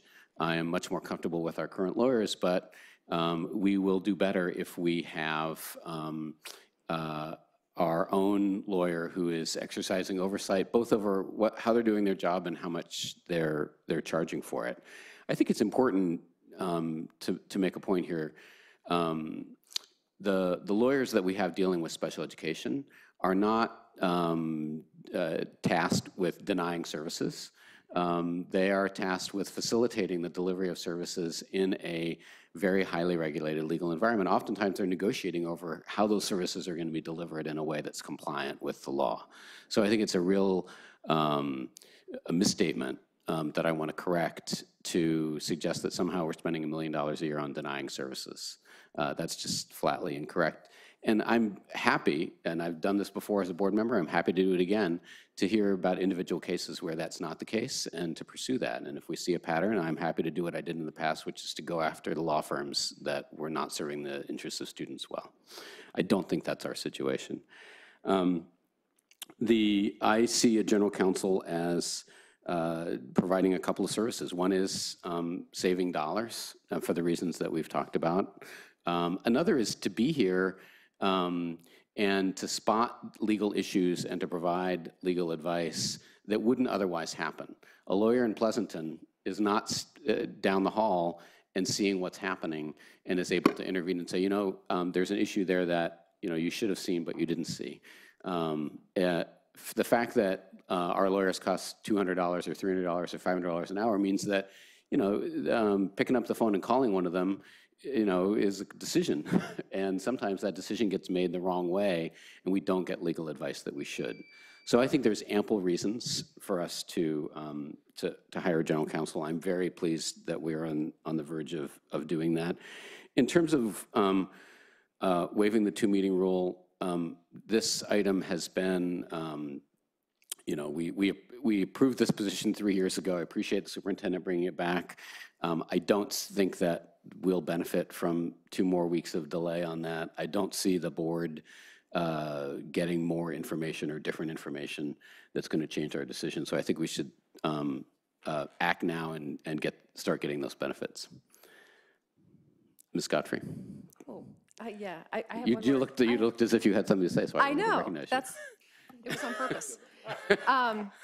I just want to add that in these last 3 years, we have added resources around compliance. We've added Ms. Farrell and we've added Ms. Vishakan. And those two have really gotten us to a place where we're much better at it than we were 3 years ago. We continue to make progress. Having our deputy superintendent be in charge of those resources, I think, is an important step in that direction as well.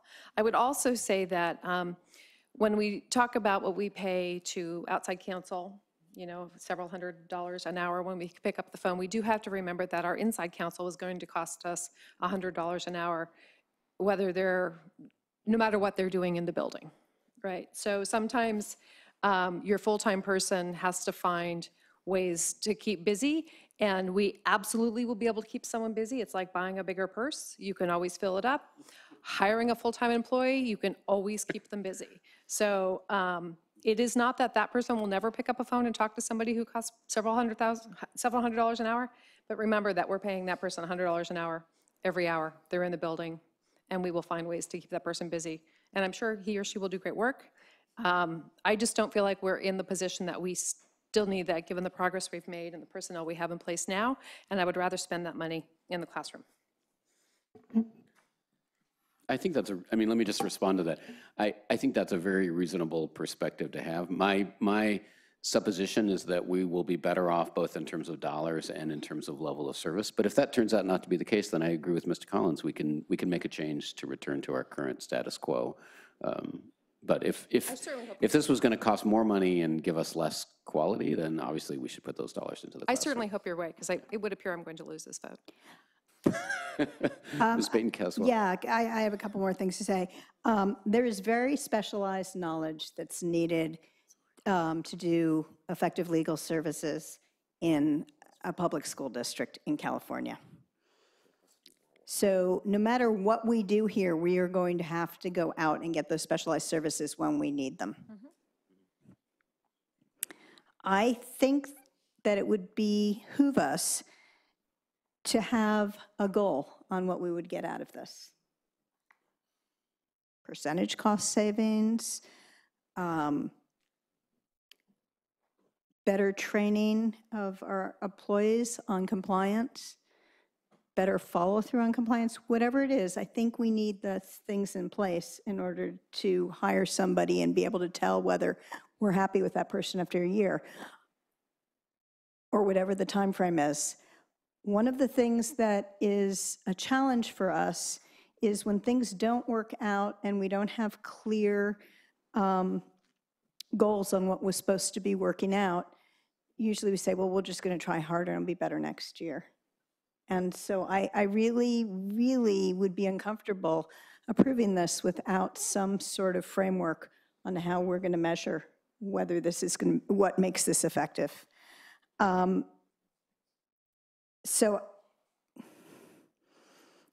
I would suggest we don't waive the, that we don't waive the 2-meeting rule and we come back with some sort of framework on this. That's what I would suggest.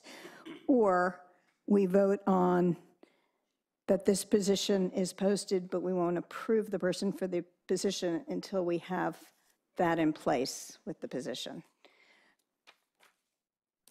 My other concern is if this, we're going to hold the superintendent responsible for making this successful, but if this position only reports to the board, that's going to be hard for the superintendent to be successful. And I said this when we talked about this several years ago, that other districts that have councils usually have some sort of joint reporting, like there's a dotted line to the superintendent, solid line to the board, or vice versa. I want to make sure that the superintendent can run the district effectively, and if the district isn't run effectively, the superintendent has control over the things around it. Otherwise, we can't evaluate him. So that's my suggestion. I would suggest that we talk about that, or I make a motion about it, or something. I think that, well, I think there's two motions. First, we need to move, I think, to waive the 2-meeting rule, and second, to, assuming that that passes, to move on to taking action. That's what I would suggest that we do. I move that we waive the 2-meeting rule on this item. Is there a second? I'll second.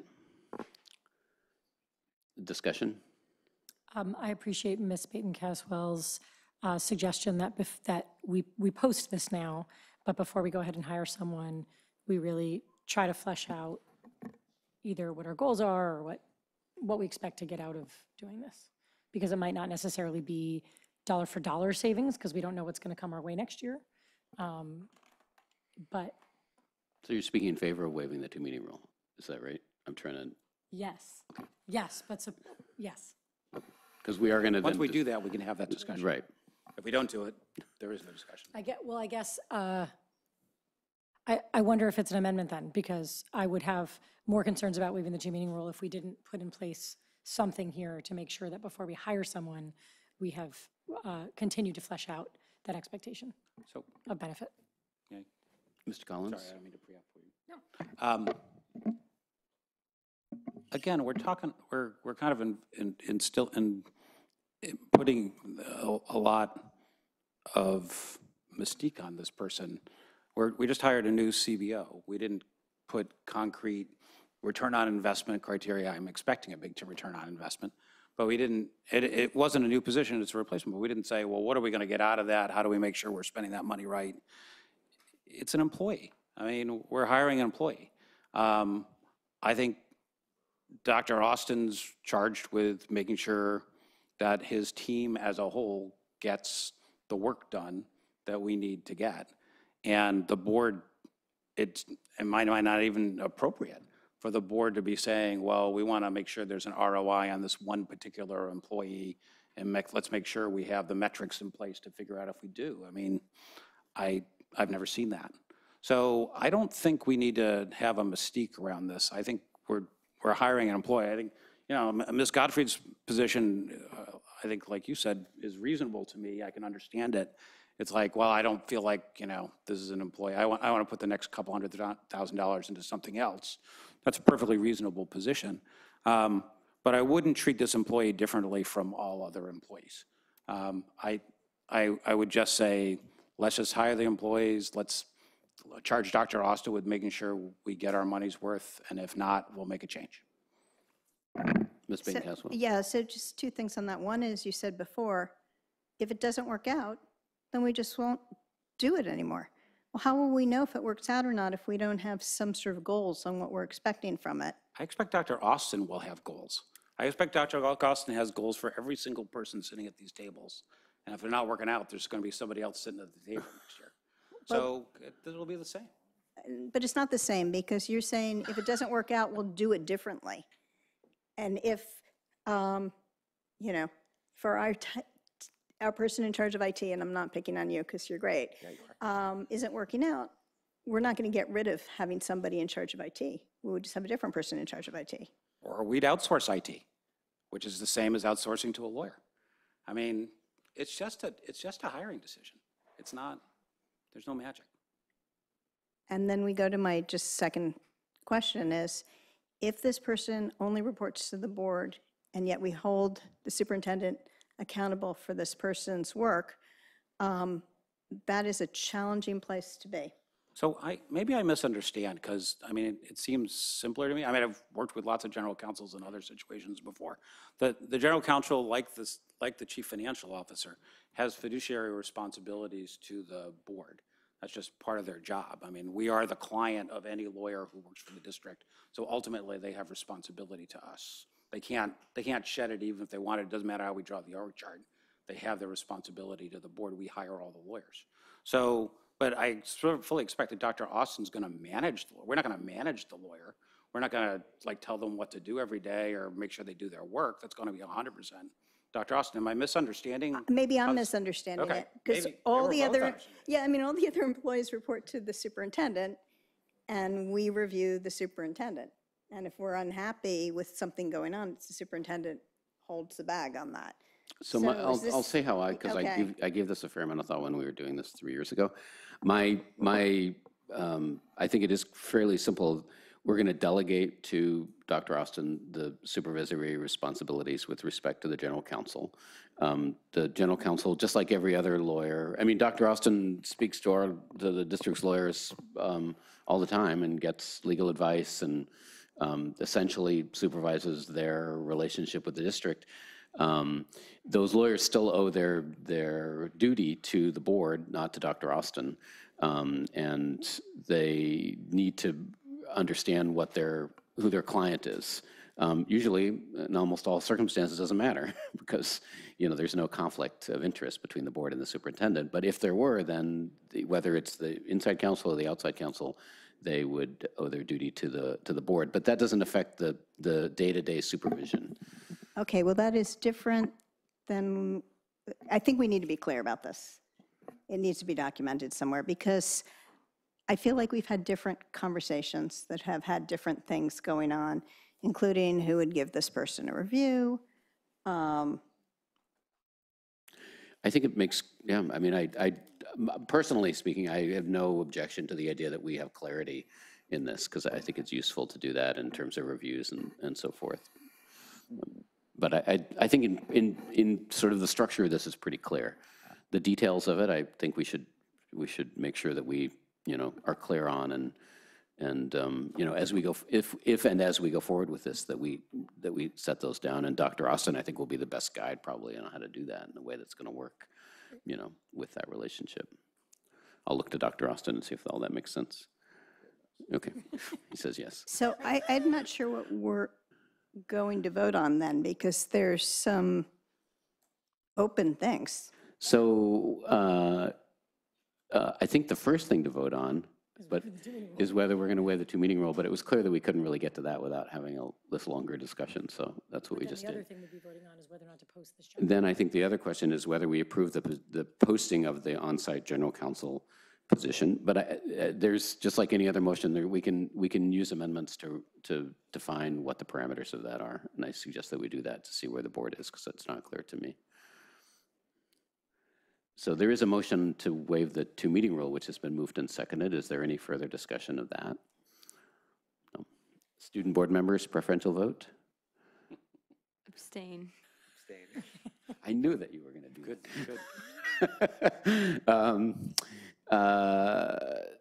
board members, all in favor of waiving the 2-meeting rule? Aye. All opposed? Nay. The 2-meeting rule is waived by a vote of 3-2 with Ms. Godfrey and Ms. Baton-Caswell dissenting. So let's move on to the main motion. Let me start off by just moving that we approve the position of the on-site general counsel for posting. Second. So we can begin discussing it. Are there amendments? Ms. Baton-Caswell, did you want to? May I make a clarification? That remains a live posting. It was posted late spring when we discussed it at the board meeting. So it's a live posting with a pool that has not been screened or looked at. Fait accompli. Okay, there you go. Just waiving the 2-meeting rule and approving anything. So we're approving the hiring, I think, or we're going to direct staff, if we approve this, to proceed with hiring a general counsel. Is that right? Okay. So I move that there is, how can I say this? Mr. Werman, there's no point of orders from the floor. Mr. Werman, can you take a seat, please? Mr. Werman, take a seat. Mr. Werman, please take the seat. Thank you. Hey, yeah, so may I, sorry, was somebody else about to speak? I was, but why don't you go on and. So I just was going to, just looking at the agenda item, just taking care, it says approve the position of on-site general counsel. So I think what we're agendized to do is approve the position. I'm not sure exactly what that entails, but I just want to make sure we're. This was my first question, right, that we had approved it 3 years ago, so I wasn't So if I read the item, given the time elapsed since the board's actually Okay, set, yeah, is you've got the full item, I'm just looking at it. bringing the position back to the board before bringing any recommendation for hiring. So I think the next step would be to bring the next step that staff is proposing is to bring the Yeah, recommendation you for know hiring. what, this is Absolutely actually an right. important point. Yeah, he's absolutely right. 2/3. Yeah. No, absolutely right. We're going to move the 2. Oh, by 4. Right. 2/3 is, 2/3 of 4 is, okay. No, that's absolutely right. That's true. It would be good to have a general counsel to remind us of that. Yeah, that's what that's why you have a general counsel at your meeting, yeah. Okay, so thank you for that. The motion to waive the 2-meeting rule is, did not pass. Did not pass? Failed by a vote of 3-2. Nothing more to discuss? I would like to move that the superintendent brings back some sort of goals for this job and structure. Does somebody, I'm sorry, the superintendent brings back the goals for this job for the year so that we have something to evaluate at the end of the year. That's my motion. Does anyone want to second that? And I don't hear a second, so the motion fails for lack of a second. Is there anything else on this item? Mr. Brinza? So, No. okay, so we'll bring this back on the next agenda. Okay. September 25th, yeah, is that right? No, Let's ask you a question. go right ahead. I just want to make sure I have this straight. So the item here was almost entirely taken from the original item in 2015. So absent any direction, I'll be bringing this back as is. I just want to make sure I'm on the same page with everyone. I can do more or less. I can write a memo to the side. I can do whatever you want. But if we leave here, it's going to look just like this. So I just want to make sure we're on the same page here. So I would say, and others may comment, is that there is no direction to staff beyond what you know, the fact that you're bringing this back. You've heard a long discussion, though, so I'm going to trust your judgment about what else you might or might not want to bring. Okay. Can I make one more motion? Sure. See if I can get Yeah. any pickup on it. I move that this position reports to the Board of Education with a dotted line to the superintendent. And I'll second that. okay. Any discussion? So this reflects my understanding of the board. I think it's a good idea to clarify. Yeah. Student board members, preferential vote? Aye. Board members, all in favor? Aye. Aye. Any opposed? I abstain. So the vote passes by a vote of 4-0 with one abstention. Anything else on this item?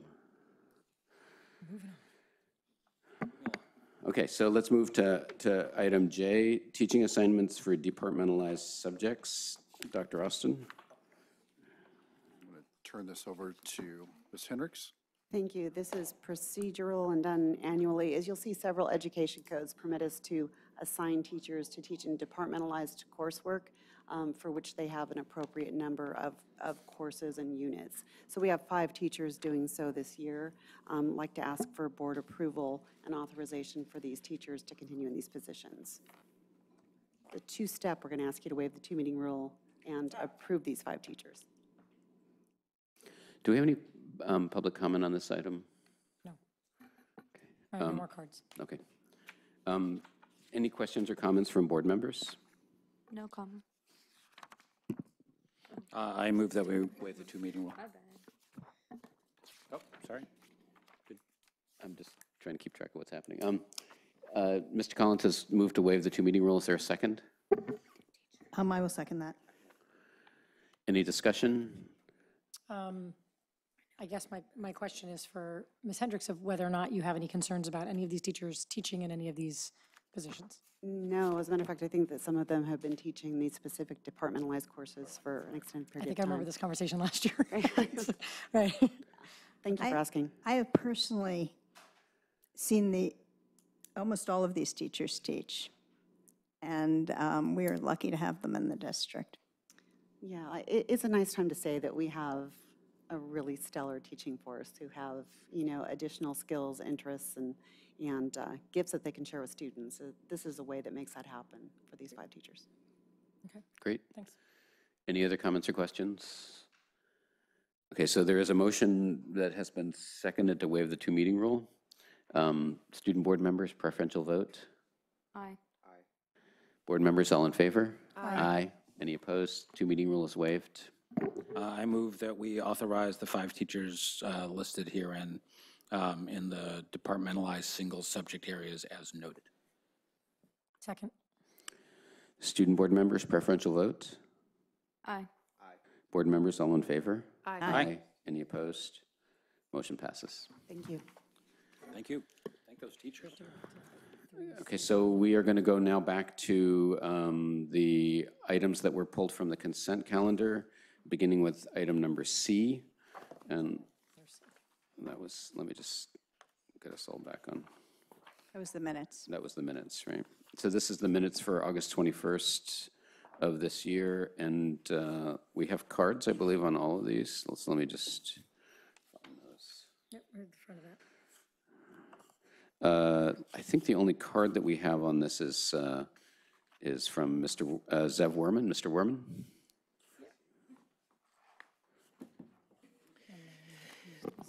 Hello, thank you again. I think, by the way, you can join, from my point of view, C and D together because they are both approval of meetings and both sets of approval of minutes, sorry. And both set of minutes have the same issue. They are meaningless. In other words, if one wants to search something, if one wants to find what somebody said, if one wants to know something that happens at the meeting other than the actual motions, no way in hell one can find anything here. Here I have the minutes of the 21st. Here's an item. District-wide solar implementation. More than an hour spent on this issue. The sum total of the minutes, 11, 12, 15, I don't know how many names, people spoke about the solar implementation. What they said, I guess you don't care. Nobody cares. Nobody will ever know. They just spoke. What the board did, the board discussed this item. What did it say? Nobody cares. Nobody will ever know. I guess if that's the way you want to run a meeting, here is another example how to keep the public in the dark. You are doing a wonderful job keeping them in the dark. In the past, with half the budget we have today, we had no problem keeping meaningful meetings. I had Ms. Caswell mentioned that she missed some meetings in the past. Well, I'm sorry that you missed this meeting, because maybe indeed you could find something there. If it was going to be the current meeting, you don't have to bother to keep them. They're useless, waste of time.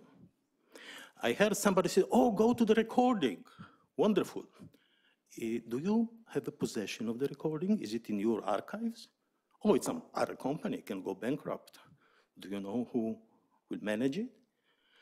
How can you certify that the minutes reflect those recordings if that's what you claim that this is your minutes, the recording?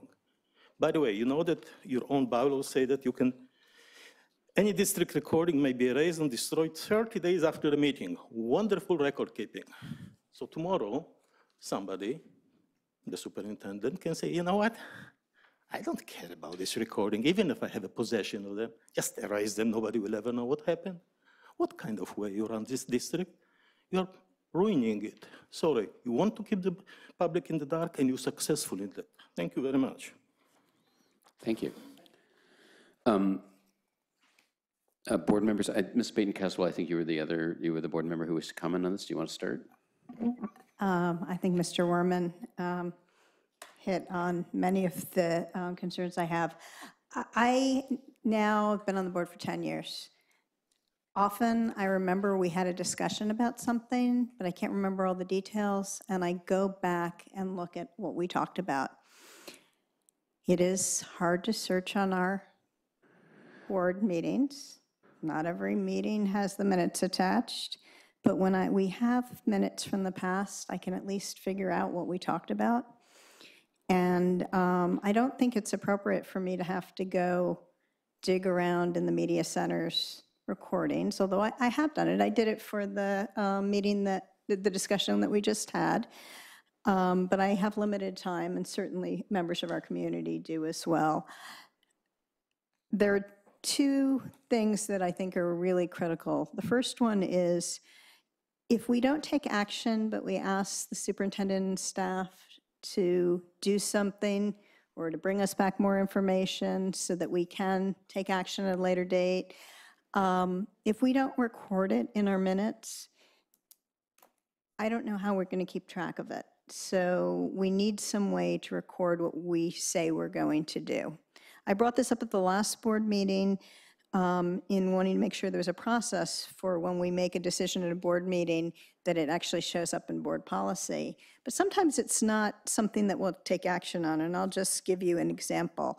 Ms. Godfrey asked if somebody could tell her about the rat infestation that was brought up by a community member, and if somebody could come back and tell her more about this during board operations. That's not an action item.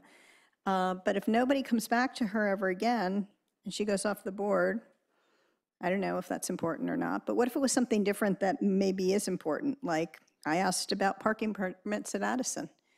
I know that's important because we've spent 2 years asking for them. And I'd like to make sure that the city school liaison committee has a conversation about this again. I'm sorry, I'm using all these examples, but I'm just trying to show you what happens when we don't have a record of things that we're asking for. I understand it's hard to, we don't want to have word-for-word minutes, and it's hard to capture exactly, but I think there is a halfway point between just Walter Hayes spoke about the solar implementation and whether Walter Hayes was happy with it or not happy with it. So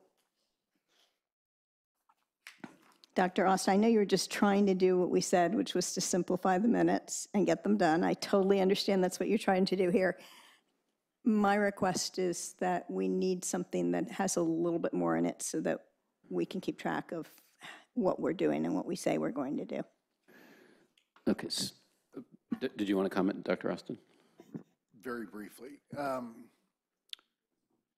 This is a topic school districts wrestle with, and I can just tell you, I've seen school districts that try to capture thoughts and go beyond this, and it almost never turns out well. While I appreciate everything that's said, and there's value in what was said, for an example, let's just use an example, because we've already used it. Someone comes and they speak on the topic of solar. We write down, this person spoke in opposition of solar. The person comes back then and challenges the minutes and said, no, I'm all for solar. I didn't like the location. Okay, the trap is trying to capture enough, but not spending all of the time on the back end correcting intent or trying to capture intent or context. That is a really, really challenging, skill, and it is why the official minutes are there primarily to reflect votes on action items and not comments about feelings that are shared during public comment. So there's a business function to minutes that we are clearly handling, appropriately. The other piece, I would just offer, we can do whatever the board would like as a whole, but I would say it's a slippery slope, and it's not without caution. Let me just say one more thing, and then we can go around if other people have anything. I totally hear what you're saying, and we have been sort of wrestling with this. But there was a time period where we were able to just make sure that if we asked the superintendent to come back with a report in 6 months, it actually was on here, so that at least we could go back and say, yeah, we said we were going to have a report in 6 months. Or when I go and look for the A through G report, I can see what we reported 2 years ago and whether we were happy with that or not, or what we said would be different next time we reported it. So, and that's different than the action. So I don't think you have to answer it right now, but I would really appreciate if you thought about this with your staff and came back to us with some suggestions on how to handle this. Ms. DeBrienza, comments? This is something, obviously, since as long as I've been on the board, and probably much longer, we've talked about, right? And for a while, we were having trouble getting the minutes done. And I do share the same concern that Dr. Austin has about when you add a lot of detail, people come back and say, well, that's not really what I meant, or that's not really how I said it, or I don't think this reflects. Certainly, the purpose is to make sure we record action taken. I acknowledge that concern about, I think there's a slippery slope in that sometimes it's one individual board member that wants something done, and if we don't all agree, if there isn't a board majority that wants it done, maybe not. But if there is a question about, hey, can we check out, I just want to make sure that if Ms. Godfrey said, what's going on with the rat infestation, that doesn't just fall off at the meeting, right? That someone is following up on that. So I don't know if that's a question of being more explicit in the minutes, or if that's if that demands a staff member to be in charge of documenting each of those. Maybe that's you as the secretary of the board, documenting them and making sure there is follow-up. But I agree that that's something that's potentially an issue. I don't know if it necessarily needs to be documented in the minutes as much as we have to just make sure there's follow-through. Let's hear from everybody, and then I think there'll probably be a motion that we can entertain, but we'll see. Ms. Godfrey? I do recall that we experimented a little, and I think it was in Dr. McGee's time, with him sort of testing his understanding on things that sounded like action items, and saying, is there support from the rest of you? Do other people want to see this? Should I record this as an action item? And he wrote them down in his little book. And maybe what makes sense is that you test us on that, or maybe Mr. Dauber tests us on that for things that are, a passing interest that I wish I knew, versus something I really do want you to go find out and bring back to us. And then have a way, certainly in other organizations I've worked, the agendas have a section for open action items that they're coming back with answers, or it gets answered in the Friday Weekly, in some way to first sort the important from the just interesting, and make sure we record the important. While these minutes are quite bare, I do remember a time when the minutes were a little bit had a little editorializing in them, because everyone hears what they hear and they try and record what they're recording, and unless you're transcribing it directly, there's going to be a little editorializing. So if we could assuage the fear that we're going to delete those recordings by changing whatever bylaws related to that. And then we had board docs, which had the original presentations that people, the staff presented to us, had the minutes, and had a link to the film, because the minutes have the time where it is in the video, like, you know, student board member reports were at minute 8, that sort of thing. Then in my mind, that's enough to let someone go get the whole flavor of the conversation if they want it, or just know the decision, or just know the action items related to that particular agenda item. That would be my preference. Mr. Collins? I believe the Brown Act does not even require that we keep minutes. I researched this during the long period of time, the dark period when we did not keep minutes or didn't publish them, months, in some cases years in arrears, which drove me bananas, but I discovered that it was not a requirement that we actually keep and publish minutes at all. So I couldn't hold that over the superintendent's head. But I do think, you know, we can't let the great be the enemy of the good. We went through a long period where we couldn't get minutes done, period. And that was horrible because we couldn't even verify what our actions were.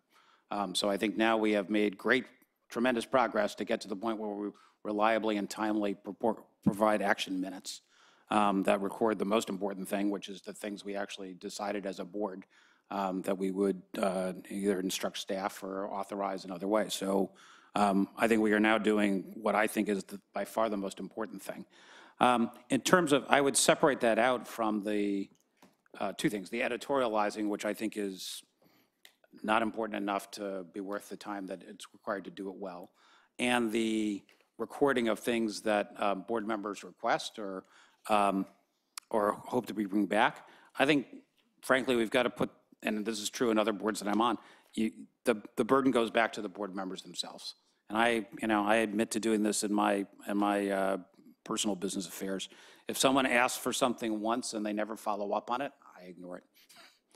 Because that's a reasonable way to decipher whether they really cared or because it's costless to ask. So I think it's perfectly reasonable, and I know I do this myself. If I want anything from the superintendent and for the district, I put it in writing. I have a log where I keep track of the things I ask for. I make sure that if I don't get it in a couple weeks, that I go back and ask for it again. And you guys are all nodding your head because you know it's true. And that's just the way that I learned to get things done. I think it's very easy for board members, and I think board members sometimes don't understand that when we ask for something, it's like, if people really take it seriously, it's a big deal. They have to drop something else they're doing that they previously thought was extremely important, and now do the thing that we asked, like, not to pick on you, but like go research that rat infestation and put together a report to Ms. Godfrey. So I think that there needs to be some filter to say what's actually important, and I would argue that a convenient, practical filter is that the board members actually go back and ask for it in writing and send it to the superintendent. So that's, let me finish. Yeah, no, that's right. And so I'd recommend something like that, but I'm perfectly fine with the idea of asking Dr. Austin to come back with some proposal, maybe the proposal that I just made, maybe some other proposal on how we'd want to manage that aspect of our business. I want to give our student board members a chance to weigh in on the minutes question if you have comments or questions. Ms. Furrier? Strong feelings about the I have a couple questions, but the first one is I'm wondering if there's like what the logic was behind the removal of the videos after 30 days, if you guys could weigh in on why that was in the bylaws or anything. Anybody have a? That is so long ago Dr. that Austin was has- put in the bylaws that I don't know that any of us can answer that. The law says that, maybe. I don't We know. don't destroy them after 30 minutes. They're up there. So that's just like a So,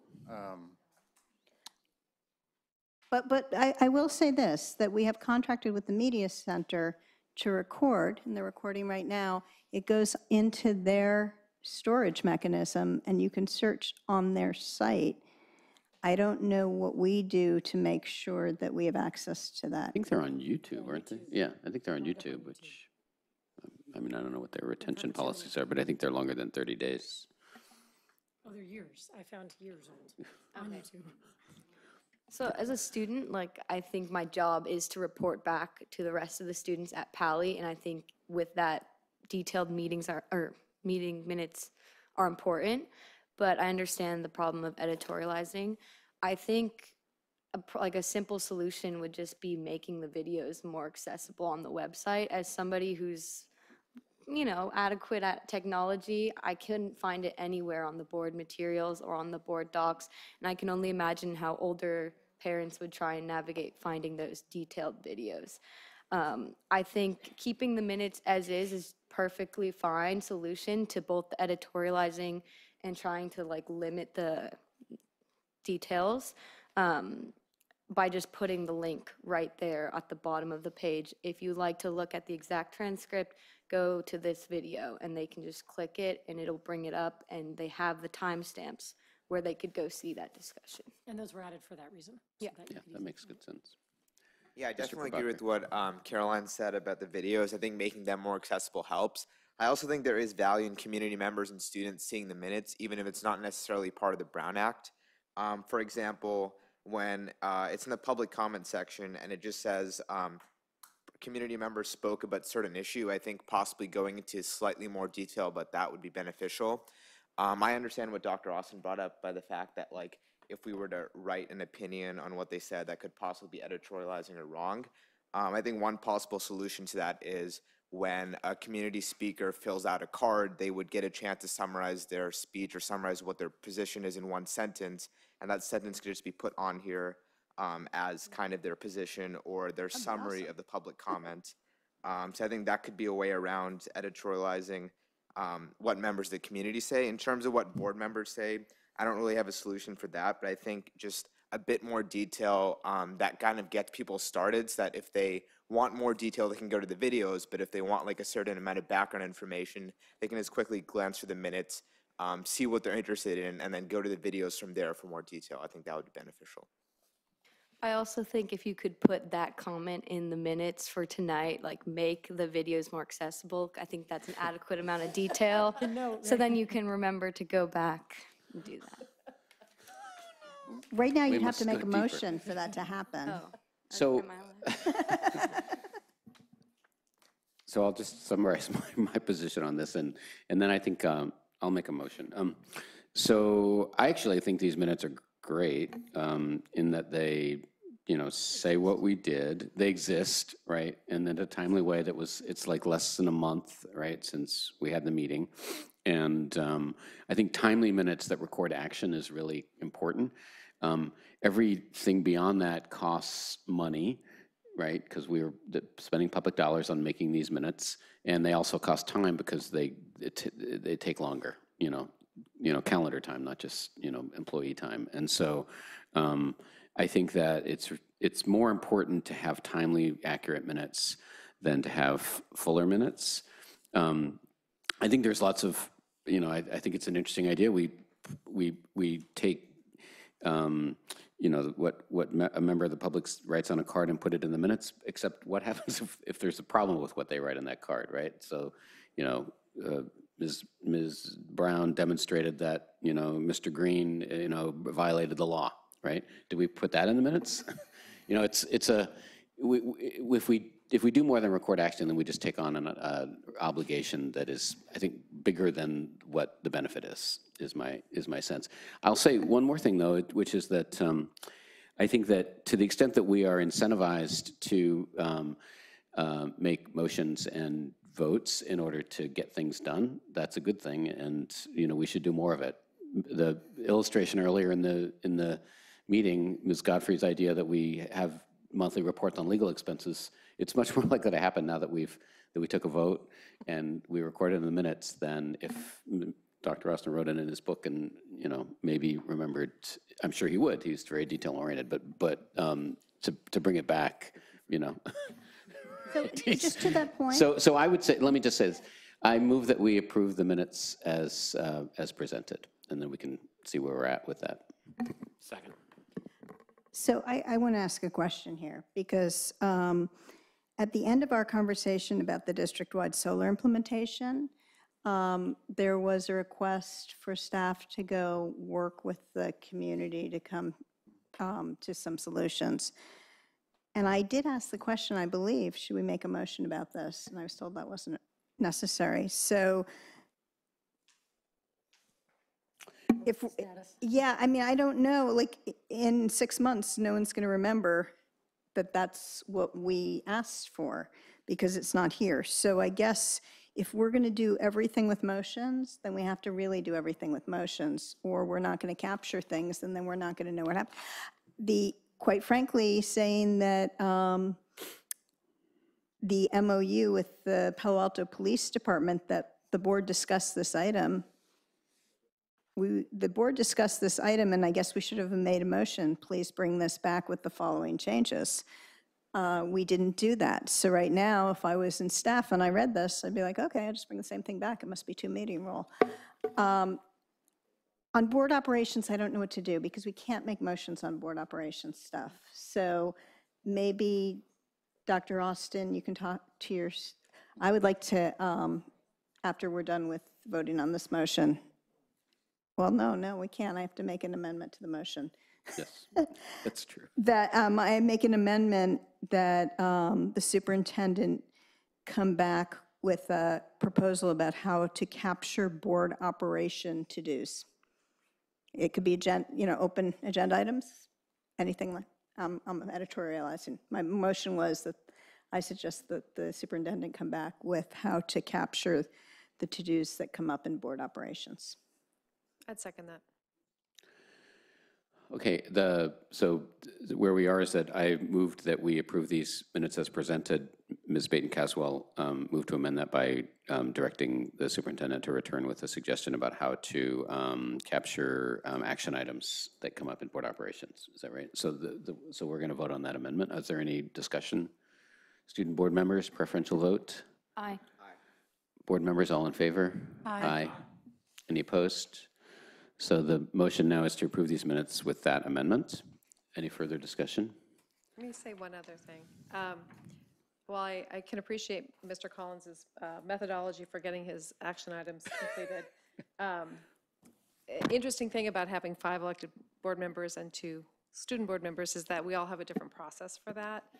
I was raised in a corporate environment where when the action item was stated, the person just did it and you didn't follow up until the minute it was due and it just arrived. So I was not raised in that environment where you have to pester the people to get it done. So I would say, Dr. Austin, since you're new, you probably want to figure out what we are in order to get your work done most efficiently. And I'm sure we drive the guys at these tables crazy because we all have different ways we do it. So any way you can corral us would probably help your staff. Yeah. I just tell you, without getting into it, I already have a couple ideas. We can put it towards the front of the agenda, depending on the agenda setting, and it might help us through that entire meeting to make sure it's placed appropriately. Mm-hmm. Okay, good. So now we're voting to approve the minutes with that amendment. Student board members, preferential vote? Aye. Board members, all in favor? Aye. Aye. Any opposed? So the minutes are approved with that amendment.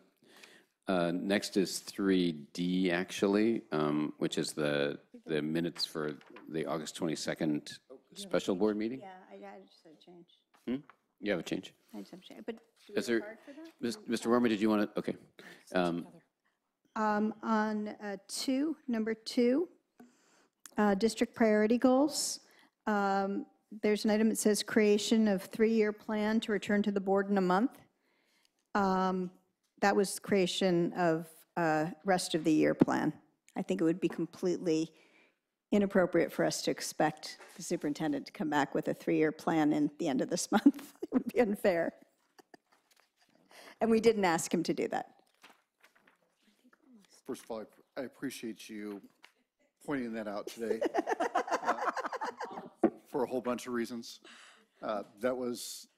We had a discussion about bringing it back in a month, but settled on January. So I definitely agree with the The revision. 3 years back in January. Okay, so what's the line? Sorry, Ms. Bain. So, okay, it's the first line, it's the end of the first line. I suggest that we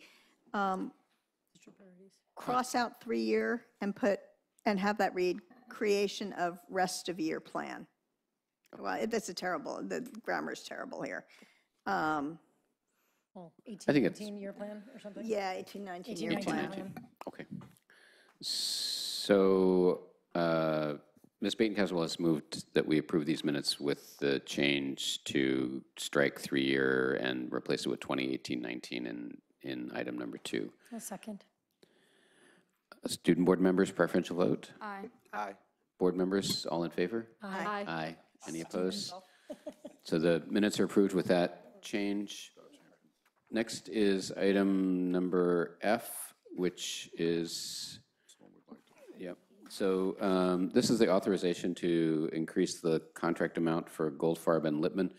Staff has let me know that they would like to pull this item and return it at our next meeting, but I know that there's members of the public who would like to comment on it, so I'll give you the opportunity to do that. But also, it'll be coming back, so it's up to you. Right here. And that's Mr. Werman and Ms. Eisenberg. Mr. Werman? Okay, good evening for the N+1 time.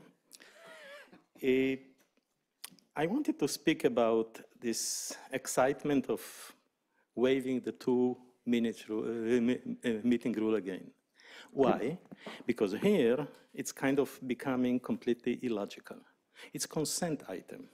Now, consent item, we have routinely approved certain things that warrants personnel actions. We don't need the 2-meeting rule typically for consent item. So this is supposedly an important item. It's consent, no discussion. So what the heck waiving 2-meeting rule is about here? Somebody is really carrying over with this waiving everything. I guess you like waiving things. But while I'm on the 2-meeting rule anyway, let me remind you something. Just 5 minutes, 10 minutes back, when you talked about the general counsel hiring, you actually failed in approving the 2-meeting rule. But then consequently, you went and approved the motion.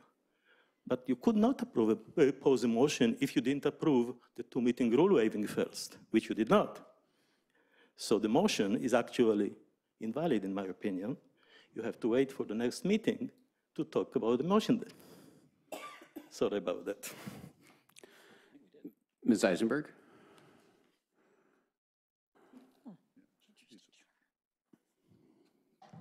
I welcome the inclusion of this apparently very small item in this very visible place, because once again, I think this shows the need for legal oversight of legal fees by an actual lawyer. According to this very, agenda item, this particular firm was hired to review and basically respond to the Stanford General Use Permit, for which they quoted 20 grand. Now they come back less than a month later asking for another 10. I can tell you, both as someone who has served as general counsel for 20 years and as somebody who runs my own law firm representing external clients, that it is unheard of to actually separate out responding to a Stanford general use permit from actually providing proposals to address the general permit. So this is an example of the way that this firm is, quite frankly, taking advantage of you. 20 grand is what they quoted. 20 grand is what you agreed to pay them. Obviously, 20 grand should have included reading this permit and negotiating an outcome. Those things are not separate. Additionally, I, for the life of me, don't know why this district loves to rely on East Bay law firms when there are perfectly capable law firms right here in Palo Alto, one of which I used very successfully for a similar project when I served as a senior counsel of PayPal for 6 years, negotiating an office space that took up a lot of room in San Jose. We used a great law firm to help us, located down the street in Palo Alto, who had existing relationships with the county and the city at issue. So I guess I would recommend, I really urge you all to consider that someone who knows how to manage outside law firms can do a better job for you managing these outside law firms, that this just isn't a skill set of people who don't have decades of years doing this very thing. So I guess I would urge you to not agree to pay this law firm another $10,000, because they should have told you. This should have been included in the original bid. Thank you. Thank you, Ms. Eisenberg. So this item, as I said, is being pulled, so we can hold, I think, our discussion of it until next time. And I just want to alert members of the public that it will then return at our next board agenda. Do you mind if I ask Dr. Austin a couple of quick questions? Yeah, go right ahead. Just to clarify for the record. One is, I believe that we use this law firm because they did prior work for us on this topic, or for either us or somebody else on the Stanford GUP the last time there was a Stanford GUP. Is that correct? This was not only the same firm, it's the same attorney. Yeah, so we go back to the same individual who did this work for us 15 years ago. Yes. Okay, so that was the reason we went to them. And I believe, if I understand right, we authorized 20,000 in the original thing. We haven't spent anything like 20,000. What have we spent? 6,000. Okay, so we've only spent 6,000 in the original 20. And I believe based on our discussion where we created the ad hoc committee, that we significantly expanded the scope of work and what we anticipated that we would do beyond the original response to the draft environmental report that we hired these guys to do. And now we've expanded the scope. Is that correct? Yes, this was not them contacting us. This was us contacting them, expanding the scope, and having a buffer that we'll either use or not use. Okay, I mean, this is not to disagree with anything that Ms. Eisenberg said, because I think her points are well taken. It's just that it's hard for people to know the particulars of the situation unless we verbalize them in an open session. So I just wanted to make sure people were aware of some of the facts. Thank you, Ms. Eisenberg. Okay, thank you all. So we'll see this again at the next meeting. That concludes our action and information and discussion items, and the last item on our agenda is board operations. Ms. Godfrey? I don't have any reports. Mr. Collins? I have a couple of things to report. One is that the legislature passed the bill, do you remember the number? 328, which mandated secondary school start times at 8:30 or later. Our intrepid Assemblyman, Mr. Berman, voted in favor of the bill. I personally am not a big fan of this bill, and I hope that we can undertake a discussion and direct Dr. Austin to work with whoever he thinks is appropriate to work with to encourage the governor not to sign this bill. So I urge that we agendize this for discussion at some point in the future.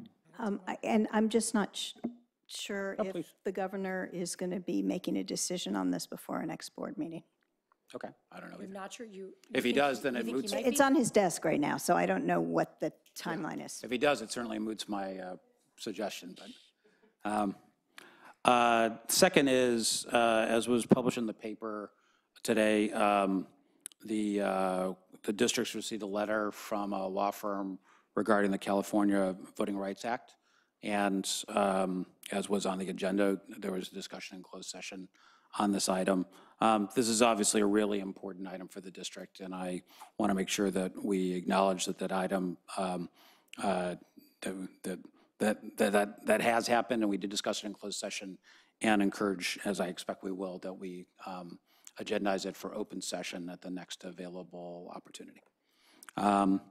Third is on, I don't want to lose sight of Stanford GUP housing, which I continue to think is going to be a huge item that will affect the financial future of our district. And I have continued to appear before various audiences to encourage them to educate the community and contact our legislators about, particularly our county supervisors, about the importance of this item and how the existential threat, as one board member put it, to our district's finances if we don't get it right. So I continue to do that work. Ms. Baton Caswell? Yeah, and so as you see, we're getting some items that need to be on some I'm jotting. checklist thing. I think Well, these are, anything, any agenda setting requests. Yeah. Well, agenda setting request and any report kind of thing. Legislation. I'd like us to maybe talk about at a board meeting, how we want to address legislation. We seem to be coming after the fact instead of in front of it. 1951, I know, which was passed both the Senate and the Assembly and is also on the governor's desk, to allow 11th graders to take the ACT or SAT instead of the CASP test, is something we also didn't talk about in a board meeting. And I know that a lot of our teachers feel very, very strongly that this is a good thing. So anyway, we're on the back end of it, because by the time we have another board meeting, I think the governor may have already opined. So if we could just have a discussion about how we do this when new legislation comes in. I've had several requests, Dr. Austin, for your Friday message to the board to go out through Infinite Campus to parents. They miss getting a weekly something. I know it's not a beautiful newsletter with photos and everything, and I know that you're planning something like that, but people miss the day-to-day, what's going on this week in the district. I had someone today say, I know I don't have a kid at Walter Hayes, but I like to know what they're doing over at Walter Hayes. And I mean, I think that was just an example. It's not specific that everybody wants to know about Walter Hayes. But, you know, if you're at the high school level, hearing about what's going on in the elementary level, surprisingly, is still interesting. And then I think I brought this up with you, Dr. Austin, but many boards get regular donation reports brought to the board, and we don't do that. But I think it would be really helpful if we did. And so I don't know how you would be able to do that comfortably, whether you just want to put it in your superintendent's report, or whether you want to bring on a, I don't know, monthly or quarterly basis something to the board. But maybe agenda setting could talk about that. I mean, we could also take that up in BPRC, because, you know, we have a donations policy, obviously, and. We have a policy, but in terms of just reporting. Well, we could add a reporting. Yeah, absolutely. Maybe you want to take a look at some of the districts around and how they're doing that. I just have one thing. It's a very different perspective on SB 328.